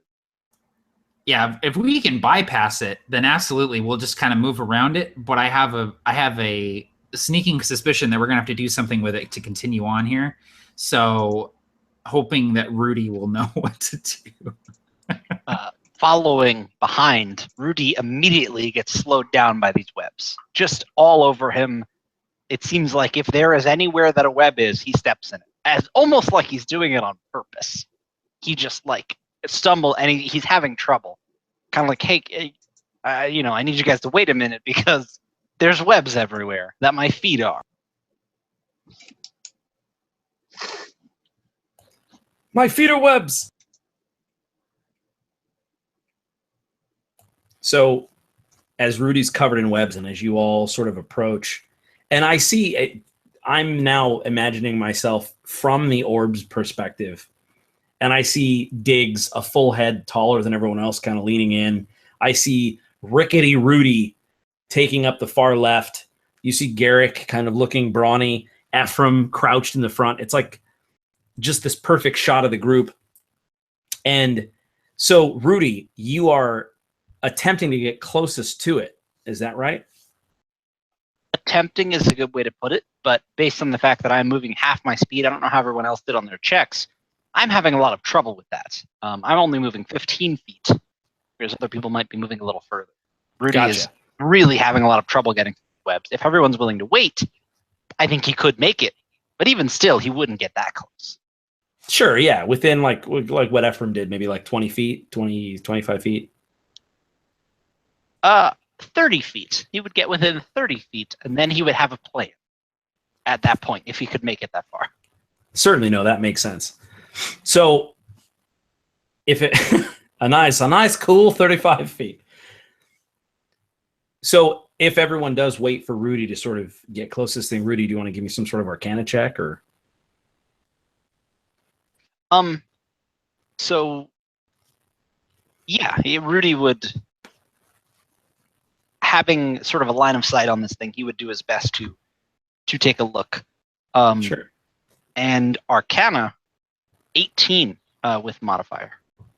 He would. Oh, okay. Totally. He would suddenly know how to roll a die. Nice. I think something in the chat for Cassie. What? I'm typing something in there for you. Oh, okay. So Rudy, so I think you get a sense of your sort of magic abilities coming back, and you feel very confident. And as you sort of put your hand out and try to glean what this object is, nothing happens. Yeah, Rudy looks at it, and he does his best to remember, and he stares. He looks past it. He looks behind him. And suddenly he's feeling the pressure of these eyes on him. Not sure what to do. And he's kind of, yeah. Well, I was just going to say, it's funny that you mentioned that exact phrase. Because I think that the most Kathleen could probably get out of her mouth would be a disappointing few words, something like, oh no. Because she realizes very clearly what this is. And Rudy, you do too in that moment as you're trying to glean the magic. And you see this enormous pair of legs fall from the ceiling, grab what Kathleen knows is clearly a huge spider's egg sac, put it on its sort of back, and then drop in front of you. Roll initiative. Oh, bananas. That's a giant spider. No, I'm actually gonna go. I can't do it. Guys, I got a thing. I got a thing I gotta do. Yeah, no, I'm really sorry. I left my bedroll, and I really like that bedroll. It's the least stained one. I saw a jar of pickles back there, and I said to myself before I laid down I was going to grab it, and I forgot, so I'm going to go grab it. I found a really nice picture frame, and I set it against the wall. No. Nope. All right, which one of you handsome boys is going to do the initiative for me? Because I'm a lazy. I'm doing it right now. I was just waiting for Nate. There, you got it. I was just waiting for Nate. Nice. There you go. So, the way that this works is that, first of all, Matt, that D4 I had you roll was basically how long before the spider came out. Secondly, the way that this works is the center of the room is webbing. So if you move in it, you will have to make checks as part of your move. DC 10, or you don't move, it is difficult terrain. The outer perimeter seems like it has less webbing. So that's sort of the layout. That's how we're doing it. And Rudy, as this happens, as this sort of egg sac gets lifted up and placed on this enormous spider's back, what do you do? So as this happens, Rudy does his best to keep his cool. In a very quiet room, weirdly, suddenly, as soon as you see this, a small defenseless child comes walking from behind where the spider is. It comes walking in almost as though it's just this plump child comes walking in, almost as though it was like food for this spider. Rudy is casting minor illusion, and he's doing his best to make it look as though there is a better looking target for the time being, as this just fat Dutch child walks through the door, chocolate all over his face. Like, just stumbles in with a shirt that says "Eat me, please." Like, just 100%. Augustus Spider. It is from Willy Augustus Wonka. Gloop. He's channeling Augustus Gloop. No, yeah. So just like seriously, a small child, just a fat kid, comes walking through the door, unaware of what's going on, and this is a minor illusion that he is casting. I think what I'm going to do is, so is there a save on this? Is it an actual thing, or is it just me trying to figure out based on my insight? Okay, so actually, sorry, I am not casting minor illusion. I looked at the wrong one. This is actually silent image. As far as I know, there isn't a check. Let me find it here. I have it written down. What I'm going to do is actually do an insight check to see if... The most important thing is it doesn't make any noise. So if the creature or whatever notices that, okay, so a successful can determine that as an illusion with a successful intelligence investigation check against my spell save DC, which is 14. So that's what you're shooting for. Is it will immediately realize with an investigation. No, I didn't make it with what I have. And the reason why I was going to roll in the first place, too, before you mentioned that, was I wanted to see, because this seemed to be like a very protective measure, the spider putting the egg sac on its back. So it didn't seem like a food move. So when you say like food walks in the door, protection first, food next. But the spider's confused because it didn't make that. That's that roll. So yeah, the most important thing is it has no sensory effects except image. It is a concentration, and I'm able to do that, but basically I'm able to use my action to make it move. But the moment it tries to touch it, it will realize it's fake, or if for some reason it could smell or expected to hear it, it would probably realize that it was an illusion, but it should work for now. And upon doing that, he would look at everyone else with sort of a as cool and collected as you can be, close to a spider, kind of, please help me look. Like, hey guys, I bought us some time, but I'm gonna need some help over here. And doesn't move because he's just stuck in webs everywhere. We should probably get moving. That giant spider with the egg sac? We stick around here any longer, it's gonna go crazy on us. Mama spider, don't play. All right, let's go. And with that, it is actually the spider's turn. So what you see is that yellowish sac is sort of growing because things inside of it are moving and shifting. And 3 spiderlings burst from it. And they are now in the combat. So there are now 3 spiderlings that are about the size of small dogs. And they act on the spider's initiative turn. And so they won't act until the next turn, since they were just birthed from the sac. However, the spider is going to attempt to rear up and bite Rudy. Oh my God, a natural 20. I'm sorry. I probably sounded too excited about that. So, Rudy, you have to make a DC 11 Constitution saving throw. So Rudy is dead. That's not a spell. No, I make it. I was like, wait, what? No, I'm in. I rolled a 14 on the die, so we're good Okay, there. gotcha. So you now take half of this. So essentially you take 3 poison damage. Okay.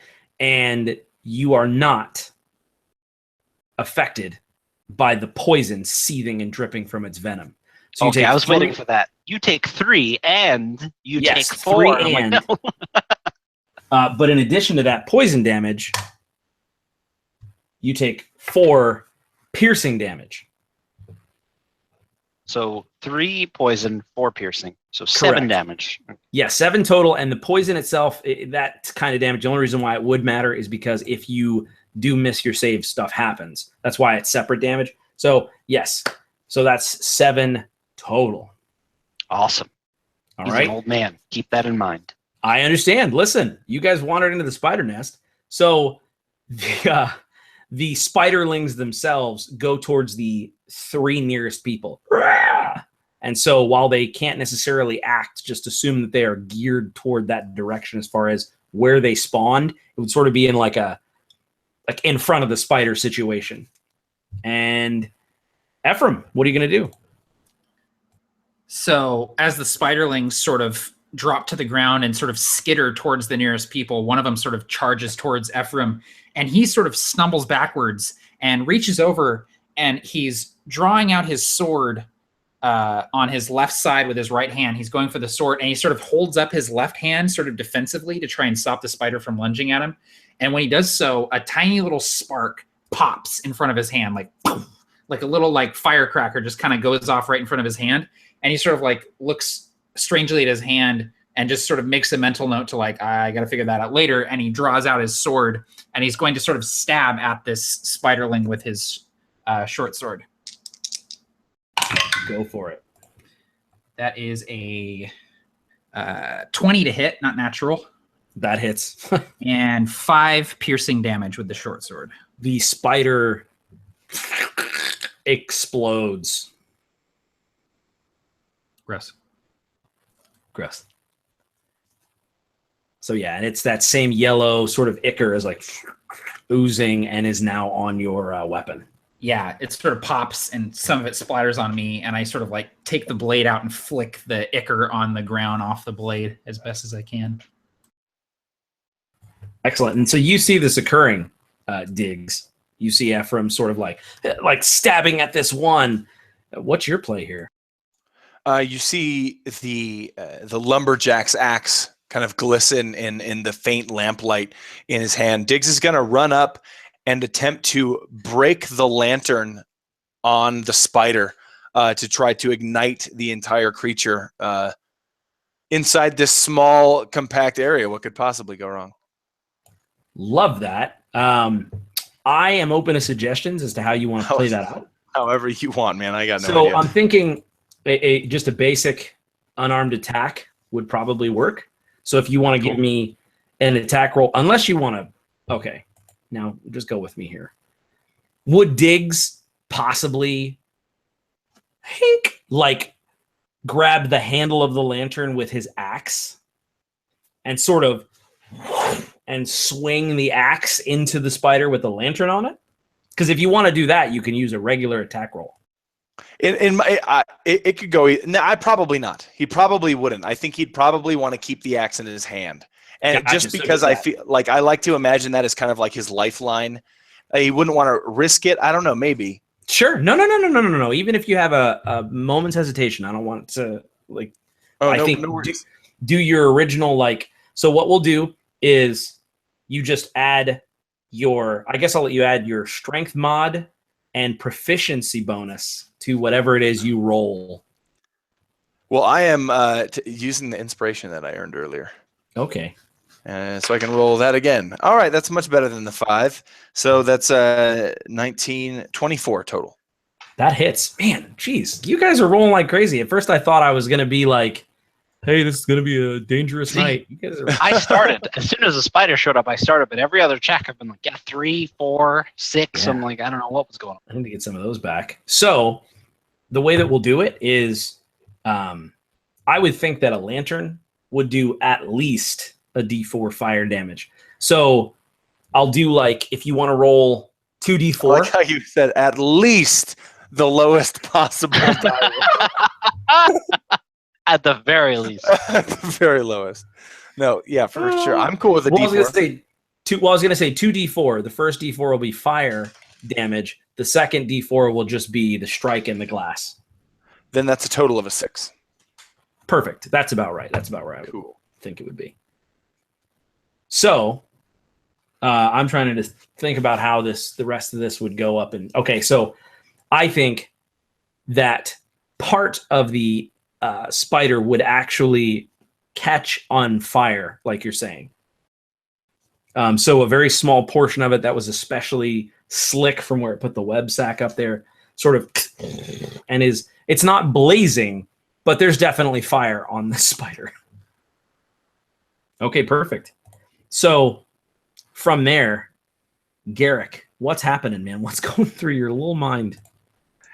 My little old mind. I am okay. So I'm seeing the spider. The big spider is clearly, a huge threat. Did one of the spiderlings come over to me?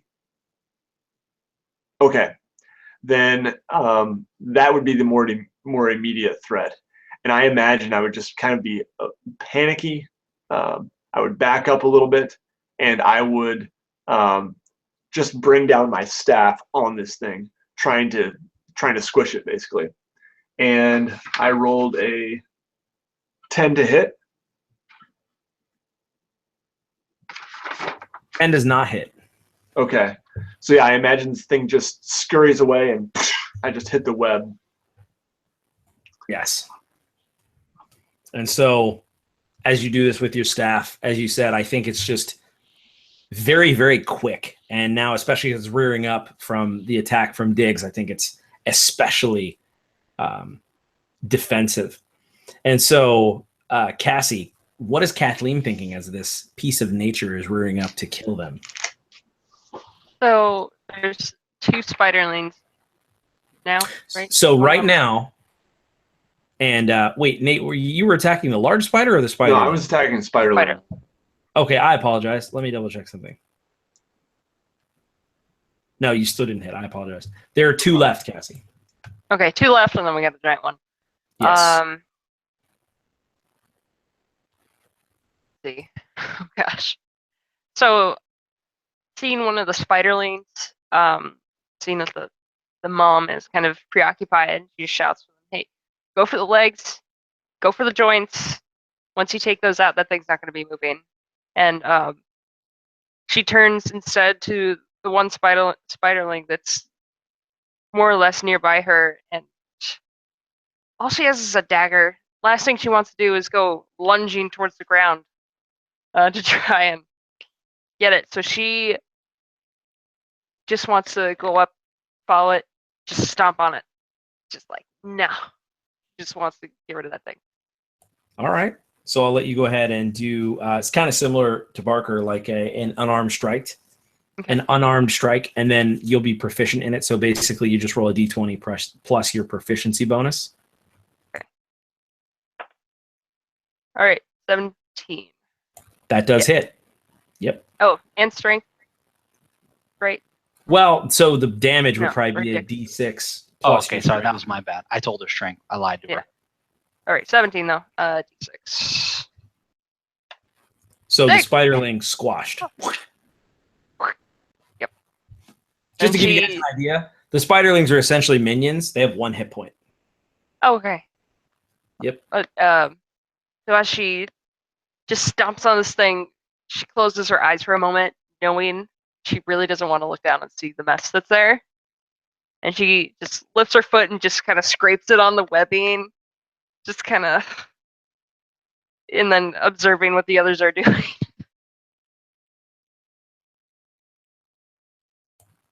Speaking of that, Rudy, You just took a pretty big hit, man. What's going on? Rudy has multiple large holes in what I imagine is like his neck, shoulder area. His robes dirty. You can still see the blood pouring out. Rudy is in a bad way.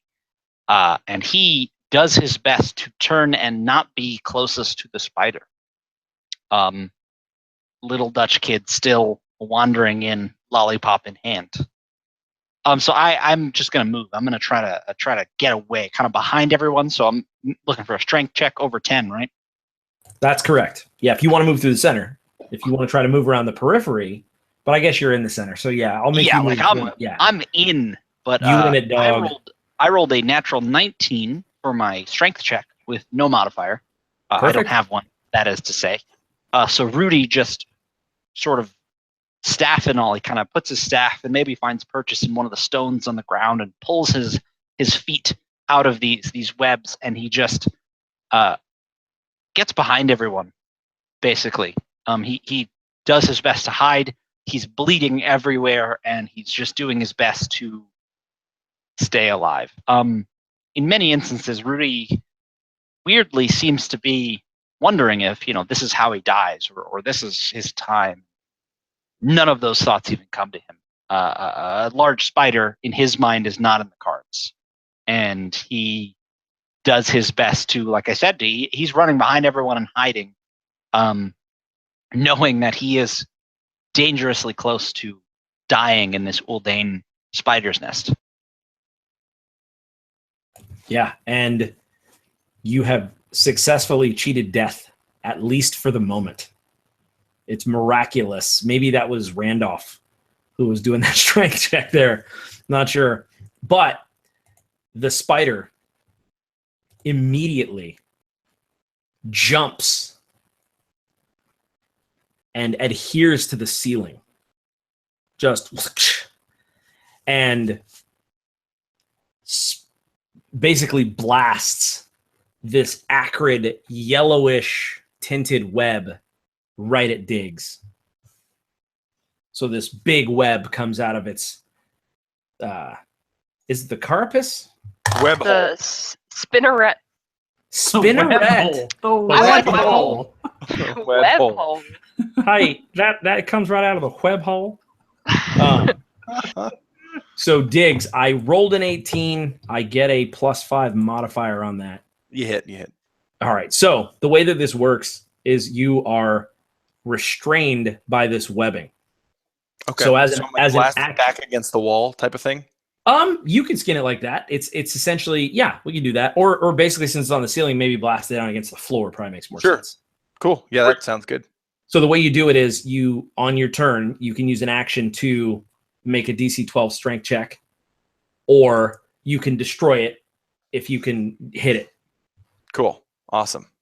All right. So, yeah. All right. I get blasted. I'm kind of adhered to the floor at this point. You are adhered to the floor. So, and ooh, y'all are in trouble. From the spider, 4 of these hatchlings burst. These spiderlings drop to the floor. And now, Ephraim, what are you going to do? So Ephraim's sort of standing there with his sword. He's standing with his friends. These spiderlings are dropping down from the ceiling. He sort of looks at his hand and he sees that sort of like that spark sort of in front of his hand. And as the spiders sort of close in, he just holds his hand out and just goes, "No, stop!" And fire erupts from his hand, just in like a quick gout. Just this wall of flame erupts in front of him, and I'm casting Burning Hands at as many spiders as I can get in that 15-foot cone. I'm thinking in a 15-foot cone, especially as they all dropped, there was 1 left from the last batch and 4 dropped. So there's a total of 5. I'll say that it's a 15-foot cone. Is that right, Matt? Yeah, 15-foot cone right in front of me. So I'm thinking that it would be 2 or 3. So whatever you think would be fair. Okay, yeah. So however I'd say many are... 3. Yeah, I'd say 3 because they just dropped And a 15-foot cone is pretty big, so yeah, go for it. Okay, cool. So they have to make a DC 13 dexterity saving throw, and if they fail, they take half. Or if they make it, they take half. I failed. So 6 fire damage on all the ones that failed, and 3 on the ones that make it. So just quickly tell me what it looks like as as these spiders burn. So Ephraim's sort of stumbling backwards from these spiders. He puts his hand up, just holds it out and says, "No, stop!" And it just goes. It's almost like a blink and you'll miss it sort of gout of flame that just sort of erupts from the front of his palm, almost like it fizzles as quickly as it happens, almost as if he's not in control of it at all. And as the sort of bright flame dies down, there's just these scorched husks of spiders just sitting there, all blackened with their legs curled up. Some of them are sort of turning to ashes. And Ephraim sort of has this look on his face like, holy shit. And he like looks at his hand, like turns it around and looks straight at it, like in his face. And then he like slaps it away, like, no, don't point that hand at yourself. Like fire just came out of it. And he sort of like turns and looks at everyone else like, did you guys just see that?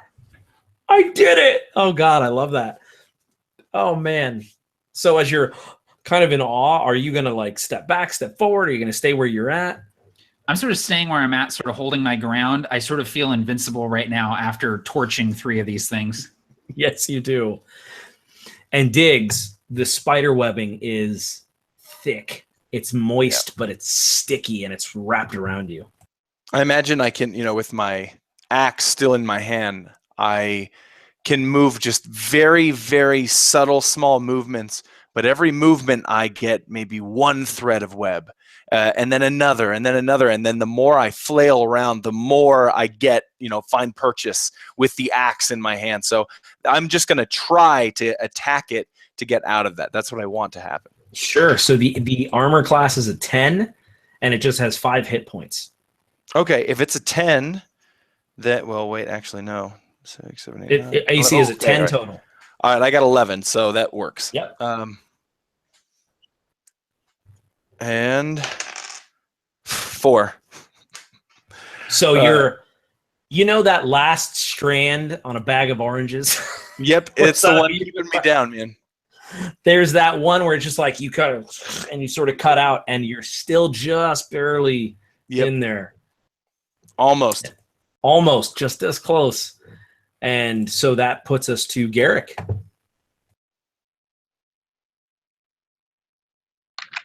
All right, so I have seen the spiders coming, and I now view the bigger one as a threat. And so I'm still just kind of freaking out here, clutching the wall behind me. But I extend my staff, and I'm going to shoot. This energy comes out, and I'm kind of. It just comes to me. I don't know how. That I just kind of mutter some words. And it comes out of my mouth, and it almost sounds like something Piotr would say. It's not my words. It's odd, but I say "Edrito," and I roll an 18 to hit on the big spider. That does hit. Okay, and that will be 6 damage. Nice. So this kind of whitish energy just crackles off the end of my staff. Oh, I love that. And it hits the spider because the spider is now, it's on the ceiling. It blasted that web, belched forth these spiderlings. And I think right after that, as Diggs is sort of like ripping through the webbing, the room lights a different color. That white light sort of bathes the room for a moment like a flashbang. And while it's not so bright that it would blind anyone, it's like a firework, and then it dims back to yellow again. That's perfect. Now, are you going to move in any way? Maybe reposition, or are you going to stay where you're at? I think I would probably just kind of stay along this, if I'm against a wall, kind of not getting any closer, but just kind of maybe taking a few side steps. And the webbing is only in the center of the room, so that whole peripheral area, you're fine, and you can kind of move freely, around that perimeter. Awesome. So, Kathleen, you spider stomper.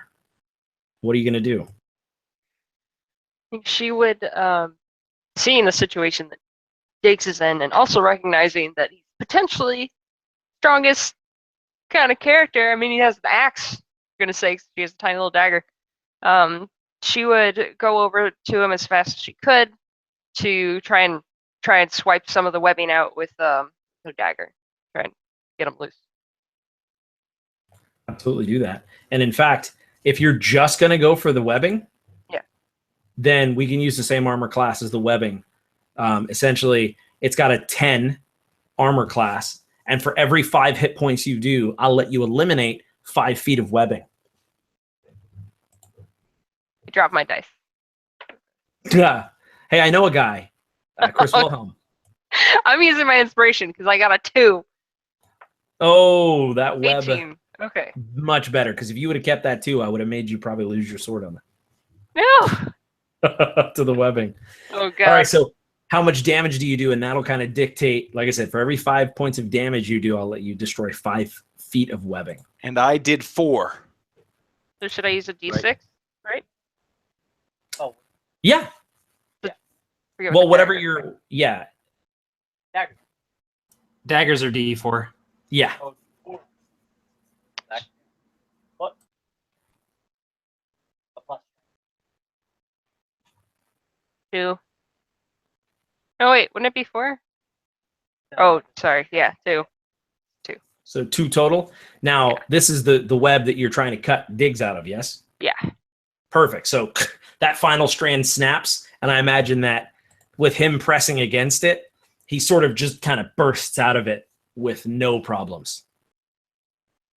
Now, are you going to, as far as the movement, do you want to say that you kind of move toward him and cut him out with your dagger? Yeah. Cool. So now you guys are sort of next to each other. Rudy, you're behind everyone, bleeding out. How's that going for you?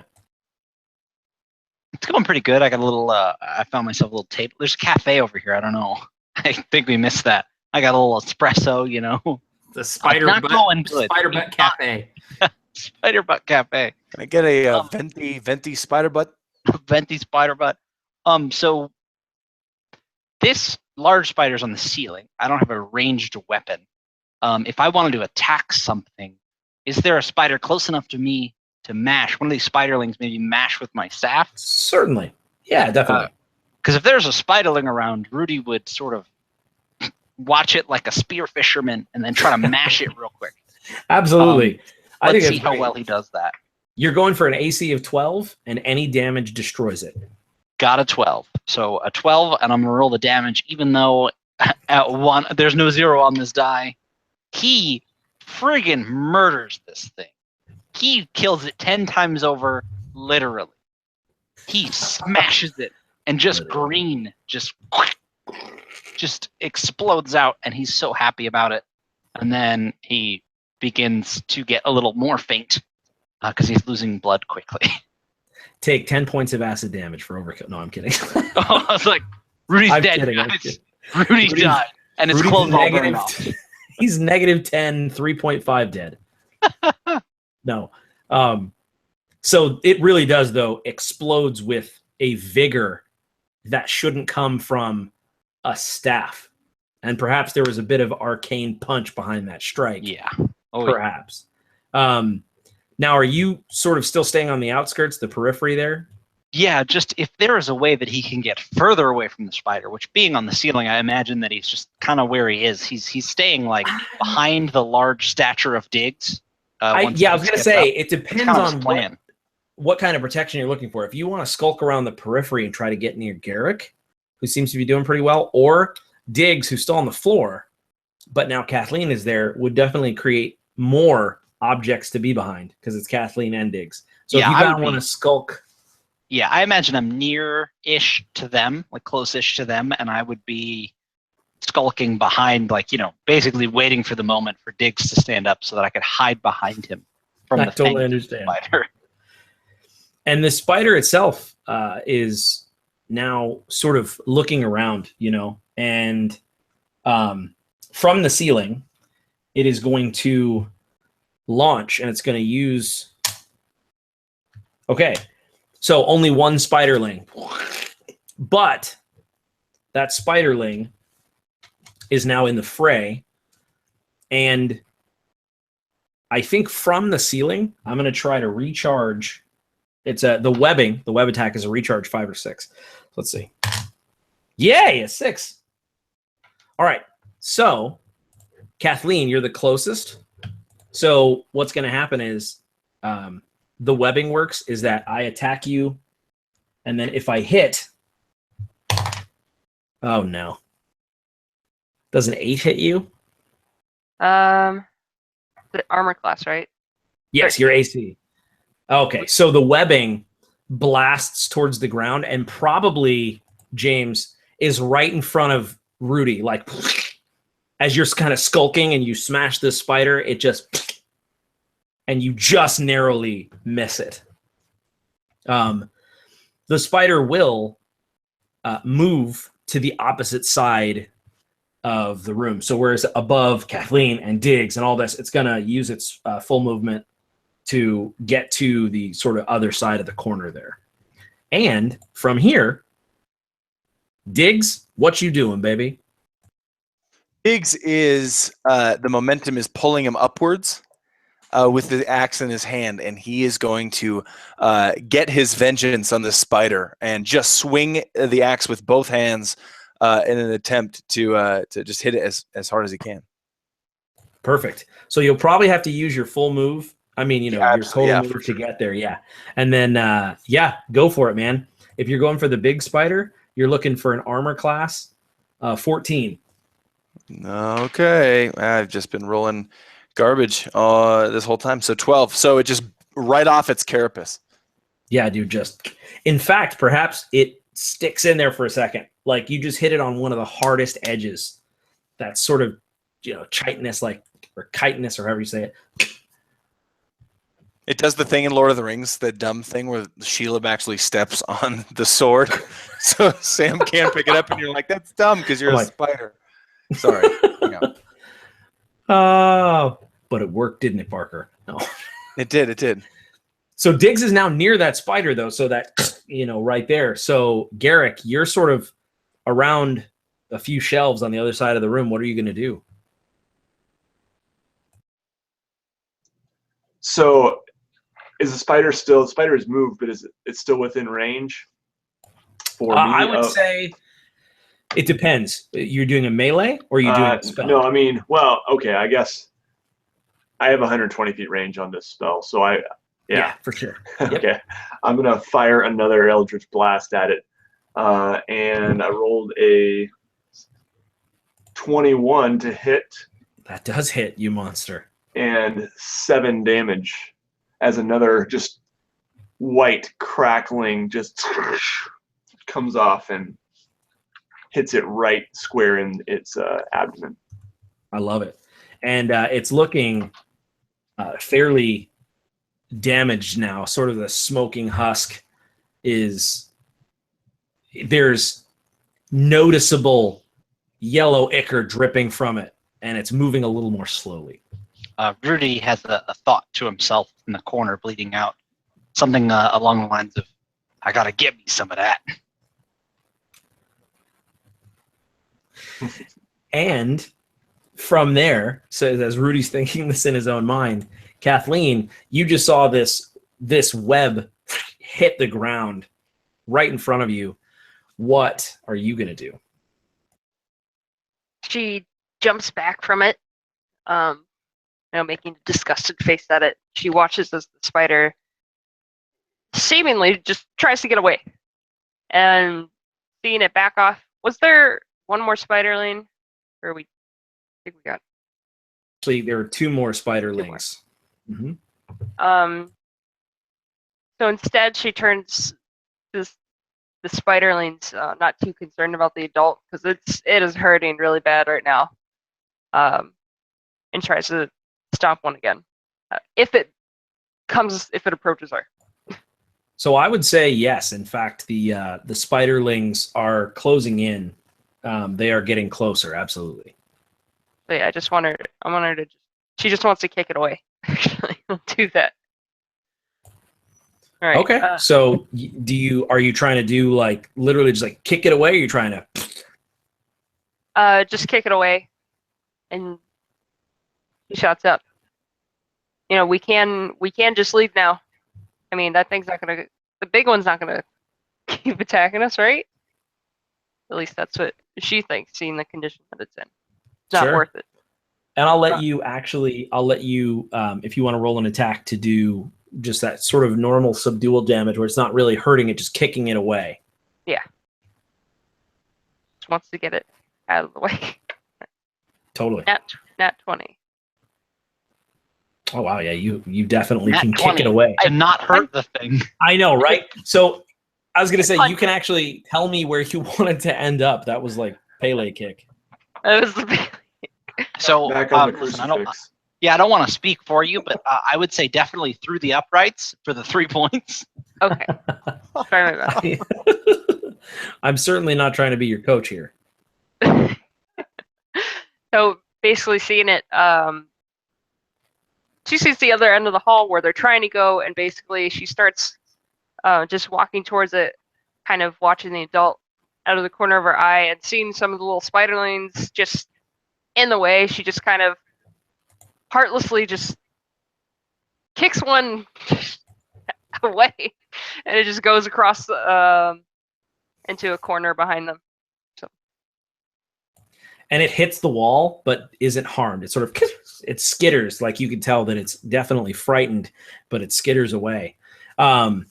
So it's the top of the initiative order, but before that happens, this happens.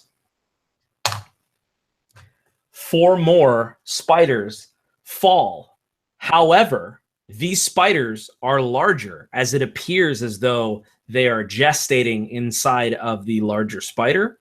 So these are no longer minions, and all of these spiders now have 3 hit points and will act on the big spider's turn. So, Rudy. So Rudy, again, because these things are falling, he probably can't reach the one on the ceiling. He's got a quarterstaff, and he's all out of kitchen spices. So he is going to try and hit one of these larger, small spiders, again with his staff, hoping to get some of the same mustard on it that he did earlier. And he does. That's a 17 to hit. That does hit. So let's see how hard he hits and if he can destroy it this time. Okay, reasonable hit. So that is 5 damage to one of these larger, smaller spiders. That does wound the larger, smaller spider. So we'll still call them spiderlings. Yeah. Essentially, you can destroy one of the big ones, or I'll let you destroy 2 of the small ones.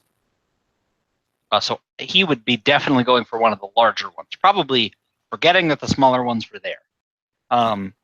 Having felt like he just absolutely wasted the other one. He thought, you know what? I'm going to die, but we're going to kill one of these bigger ones, for sure. Perfect. So one of the larger ones is a little harder to kill. It doesn't smash like the last one you did, just sort of obliterated into goo.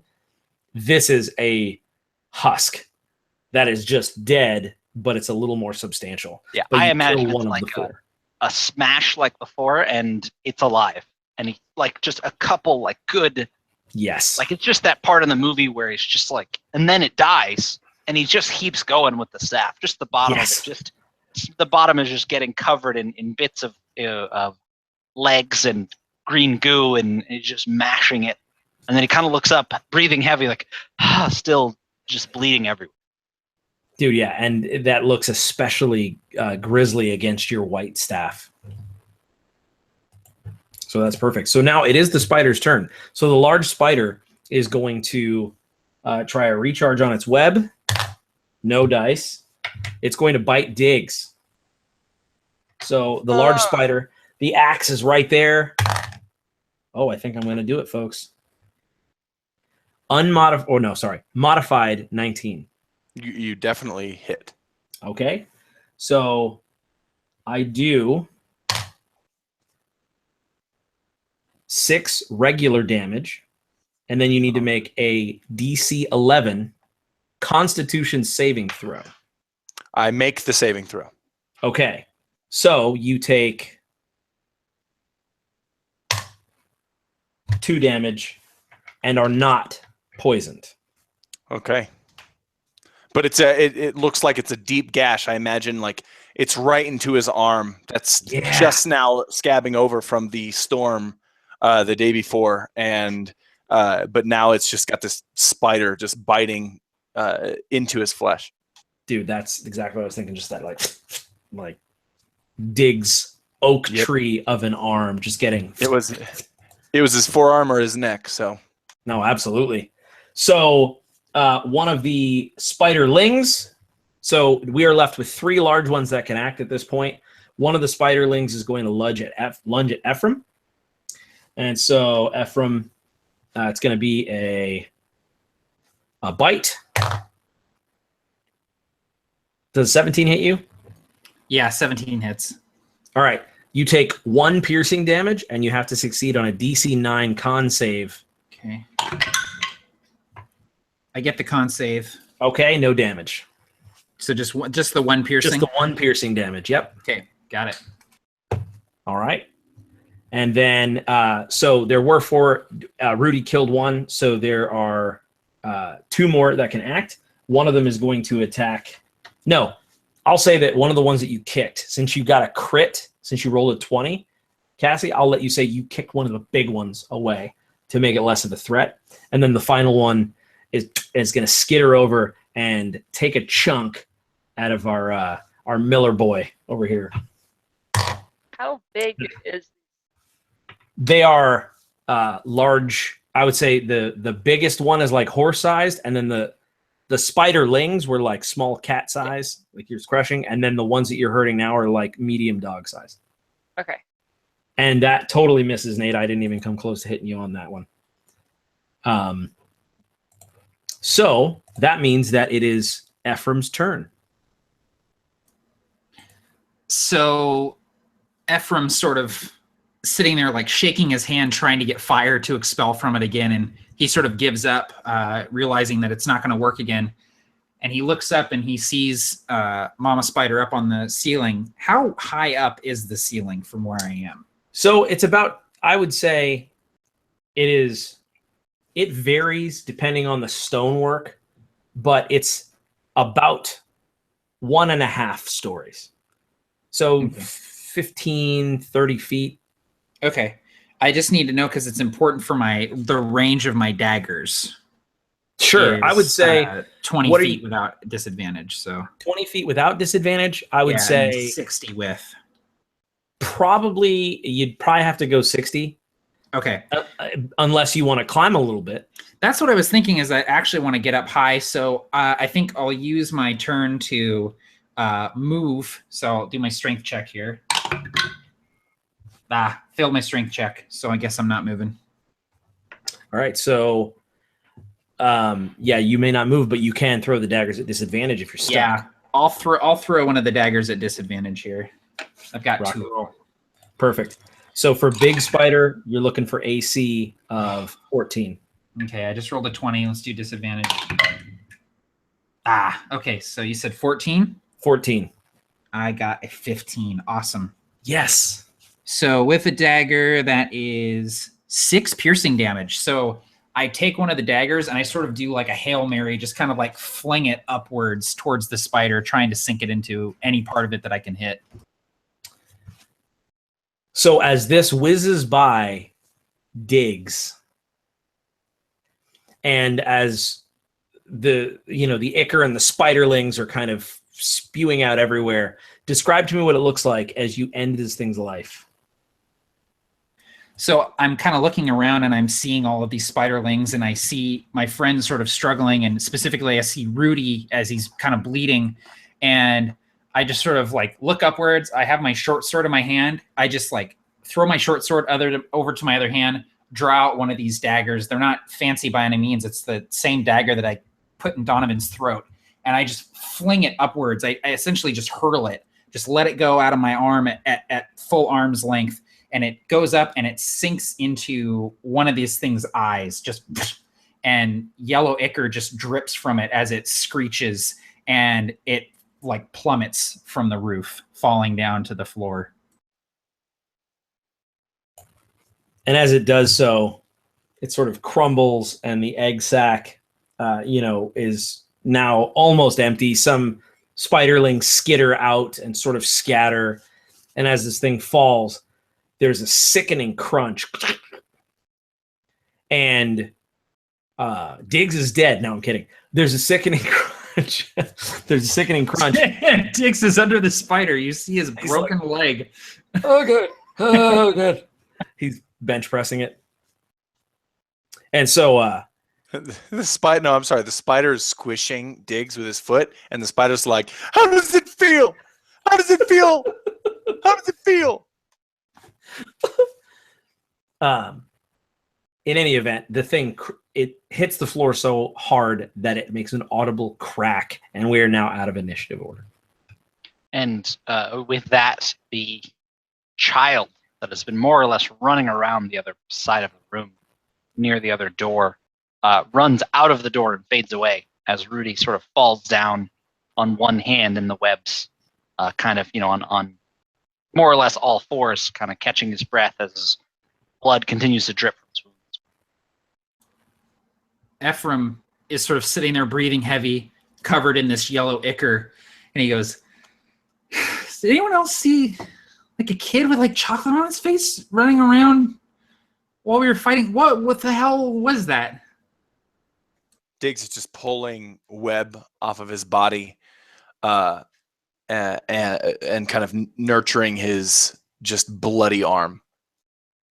But he looks to you extremely confused. Obviously, he didn't see anything like that. Yeah, I did see that. That was very odd. Like what the hell? Rudy says nothing on the subject of the child. Ephraim goes over to the spider and sort of looking at it, trying to decide from what angle he's going to try and get his dagger back from underneath it. Just sort of like very disgusted, looking at its corpse. Totally. And what I'm going to do actually is, as the spider fell and crunched, I want everybody to roll me a d20 flat, no modifiers, and let me know what you said, let me know what you got in the chat.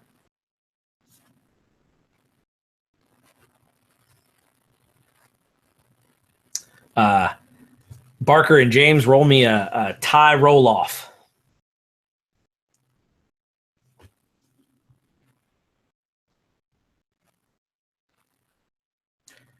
So essentially, James, what this is that I'm selecting the player for which this item will be for.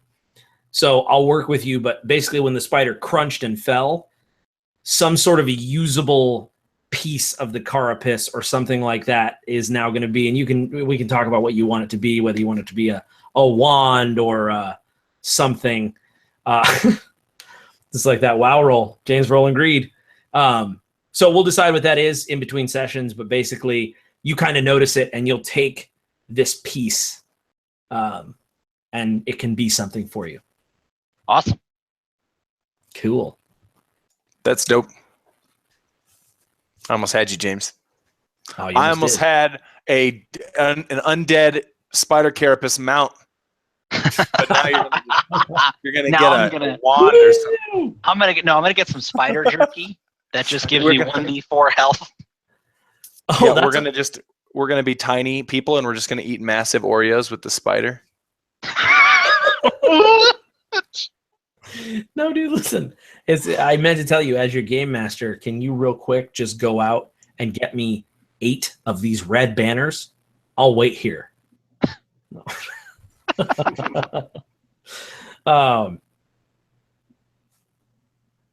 Now, that the spider is dead, the glowing sort of begins to fade as the egg sac is dead, and as I said, some skittering. So the room's rather dark, save but for the small bits of flame from the smashed lantern that Diggs used.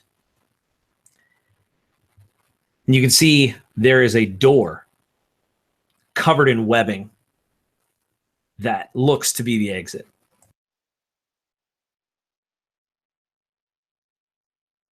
Kathleen would go over to Rudy to try and help him up. Let's get out of here. We need some sunlight.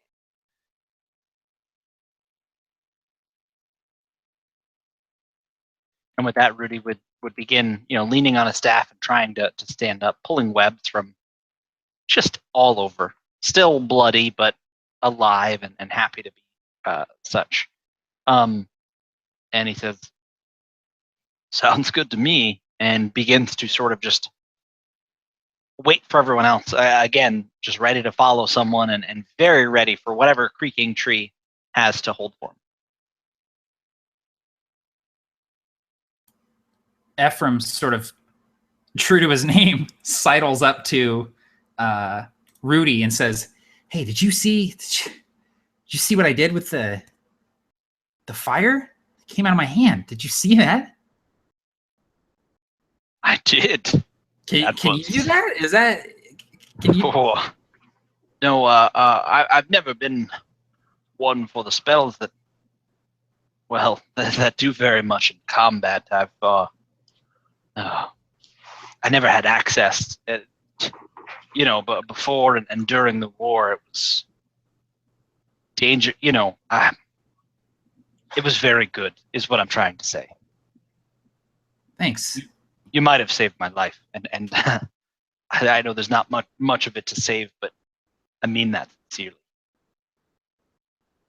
Thanks, man. Yeah, I'm gonna keep working at it. And Rudy, sort of against the general theme of him nearly being dead, smiles at you.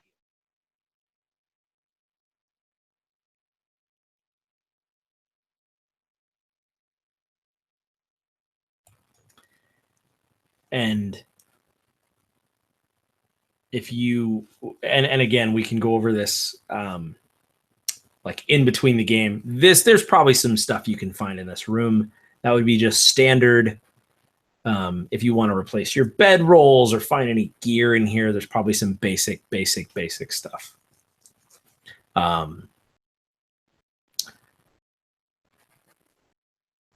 If there's nothing else you'd like to do in here, then you'd have to cut through the webs very simply. It'd probably take a little while to get out the exit door.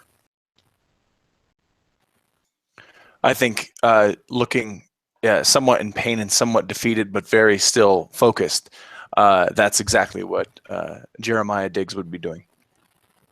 Trying to get through the door. Perfect.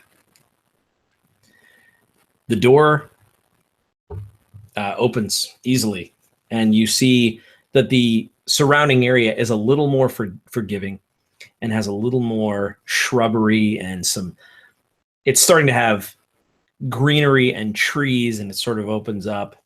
And you can tell Creaking Tree isn't more than 5 or 6 miles away.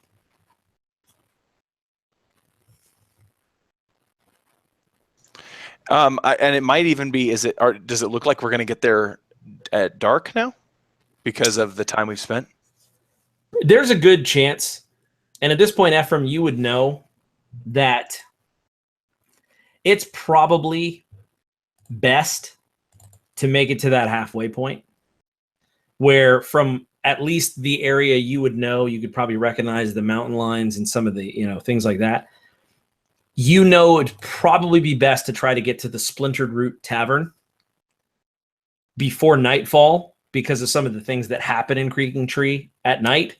So you wouldn't even want to risk it. You'd probably know, like, hey guys, we should probably go to, and the name of that tavern was the Splintered Root. Yeah, I would let everyone know. I basically just say, like, we should probably just we should probably get there as soon as possible. Waiting for nightfall would be easier to get in, but well, I haven't been here in a few years, so I'm not sure what it's like anymore. But there's a tavern there. We could find a table. Might even be able to rent a room. And if not, I know a place we can stay. Well, maybe stay. We'll see. Sounds good to me. It's a good plan. I'm right behind you. Yeah.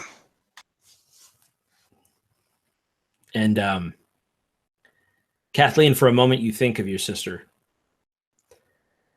You think of your father. And for some reason, even though you're probably further from your natural home, you feel closer to home than you felt in a long while. And it's Diggs who sees it first.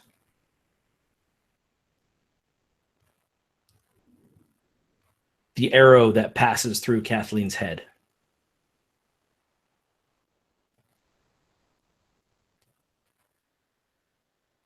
Into her eye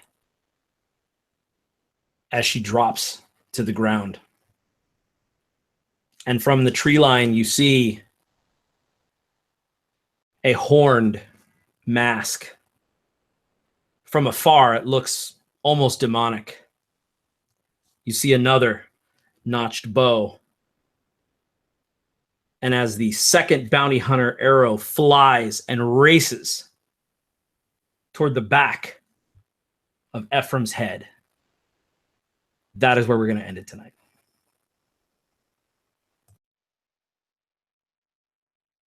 Well, damn, son. Any cliffhanger I ever did in the Provokers just got blown away. Yeah, Tim's just like, listen, we're just gonna start a whole new thing. Just real quick. You know we're gonna that Grin it. kill two of the characters. you know all those times I rolled a bunch of dice to try to kill you guys? I forgot I was the dungeon master. I forgot that I could just do that. I'm trying to put you in your place. Gotta keep you on your toes. You know, we're gonna look back in 4 or 5 sessions, and it's just gonna be Tim running a session for one of us, because the rest of us are gonna be dead. That's it. We're all gonna be NPCs we met along the way. I'm gonna be I'm gonna be like a 7-legged spider limping along. Oh man, Guys. Awesome, that's fun. really good.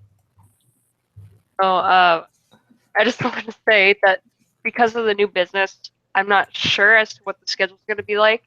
Like, I know even today, of course, we planned for this game. I was intending to, like, be at the place the whole time. But I'm going to be taking a little hiatus, and apparently a dirt nap. My character will. For a little while. For a little while. Well, Just in the I don't. coma, though. It was Hey, man. it was an arrow to the knee. It's Dragongrin. She could be undead. She's gonna be the first Sarek player character. Exactly. Or I'll come back as a tome heart. Something weird. I don't know. Nice. Who the hell knows? Wow. Oh, the Warmaker. Oh gosh. But yeah, surprise. So yeah, and Cassie, you always have a place at the table, but you know, as of right now, yeah, she's gonna take a hiatus, and we'll see what happens. I do have a crazy plan in mind, believe it or not. I did sort of have one plan, and then I thought, no, I had to go with this one. It just felt like the right one to do. So I did it big. I fell off the wagon, man. I tried to talk you down, Tim. I know. Matt's my sponsor when I'm like, no, dude, and then the world explodes. And he's like, yeah, but then there won't be a world left. Well, it's just No, hold on a second. Then there won't be a world left. World. And I'm like, no. Then we run around on the rocks. No, I'll give him The reflex rocks save. campaign. The world will be destroyed, but yeah, exactly. That's But yeah, so I hope you guys had fun. I think that for me, what I really wanted to run was a good, clean game of D&D. and just throw some challenges at you guys, let you use your level 1 character sheets. And so I hope you guys had a good time. I had a blast running it. Dude, Yeah, that it was was great. awesome. I think I rolled like everything I had on my sheet. I used a couple spells. I got to do some sneaking. That was a ton of fun. It was. Yeah. Yeah, it was so- a lot of cool stuff. I don't know if you guys can tell so far. I guess this isn't really a spoiler. The main thing being, I don't have any damage spells. And I think that has been so much fun because I try to come up with ways to use them and it doesn't always go well, or it does. Like in the case of Featherfall, I was like, listen, it's all I got, so I'm going to try it. And it was like, I don't know, it's a lot of fun. And that was sort of my plan making this character. He's going to be a wizard, and if he can cast spells, they're all going to be generally non-combat spells. But he's still going to try to use them in combat. So I think that's really fun so far. This has been awesome. Well, I am Tim. I will let everybody go ahead and introduce themselves down at the end and say goodnight. And I'll start from my left, going to the right with Barker. Hey everybody, my name is Barker from Be a Better Game Master, and thanks for tuning in. This is always awesome. I always have a difficult time imagining what it would be like to play in Dragongrin until I'm playing in Dragongrin, and I'm like, oh yes, this is what it's like. So that battle with the Bleak storm and that kind of that, as well as kind of a similar scene in the intro with the moving through time, almost like that opening scene in Serenity, or where it's just kind of looking through a security footage in a magical way. It was really cool. So I really enjoyed it, man. Thanks for running it, Jim. Thank you, man. I appreciate it. And that is exactly where I lifted that scene from. 100%. So I love you for knowing that, Cassie. Yes, I'm Cassie, I'm the owner of Porch Pottery. I'm opening up a business. I got my website live today, which is awesome. And yes, I'll be leaving this campaign for now, and just because I got to see what I'm going to plan and just take one campaign at a time for the moment until I get more settled. But tonight was a lot of fun. I know it took me a little while to get into it. It's weird playing Kathleen too, because Nymeria has spells and she's a lot more capable, and Kathleen's still kind of, she's a young adult. She's supposed to be a ranger, but she's still a novice, and since they were originally crucified, they haven't had time to really gather like her normal weapons and stuff. Like, I planned for her to have a crossbow, but all she has is a dagger, and she has no spells whatsoever. So for me, for playing Nymeria, usually it's a little frustrating that I can't do as much as I would like to do with this character. I can't hear you. I was going to say, you're level 1 too, so Yeah. I totally can understand that dialing it back from even starting at level 3 and then jumping to 10 Yeah. and then back to 1. It's like, what Yeah. can I do? And I think most You of us can have a hit. lot more. Yeah, we have a lot more experience playing. So this is like cool to dial it back. For her, it's like, where's the game? But I am glad that as we've gone along in the episodes, that this one, it felt a lot like a dungeon. And having, the Bleak and all that stuff, that was so cool. That's what the Glimmer does. I liked it. Thank you. I appreciate that a lot. That's exactly what I was going for. Because the imagery for that part was especially a favorite. And I liked that I was hoping that this game would be a little more dungeon-y, like with more interactions, battling, and that certainly brought me back into it personally for the latter half of the game. Good. Excellent. Well, thank you. Everything you're saying is really what I was going for after the first 2 sessions. I felt like this was the exact flavor that needed to happen to keep it cohesive and to start the characters gelling and using their stuff. So, old Jimmy boy. Hey guys, I am James or Rudy or Randolph. This is a lot of fun, and I think the most interesting part to me so far about this campaign is that we've spent about 6 hours, not counting the time that we slept, in Dragongrin, and we've played 3 sessions. And I think to some degree that sort of speaks to how dangerous everything is, which is interesting. I don't think I've ever played a game. I haven't played in that many games, but I don't think I've ever played a game where I've used my character sheet as much as I have in this game, which is a good thing. So it's a lot of fun and it's great, and yeah, I can't wait to play next time.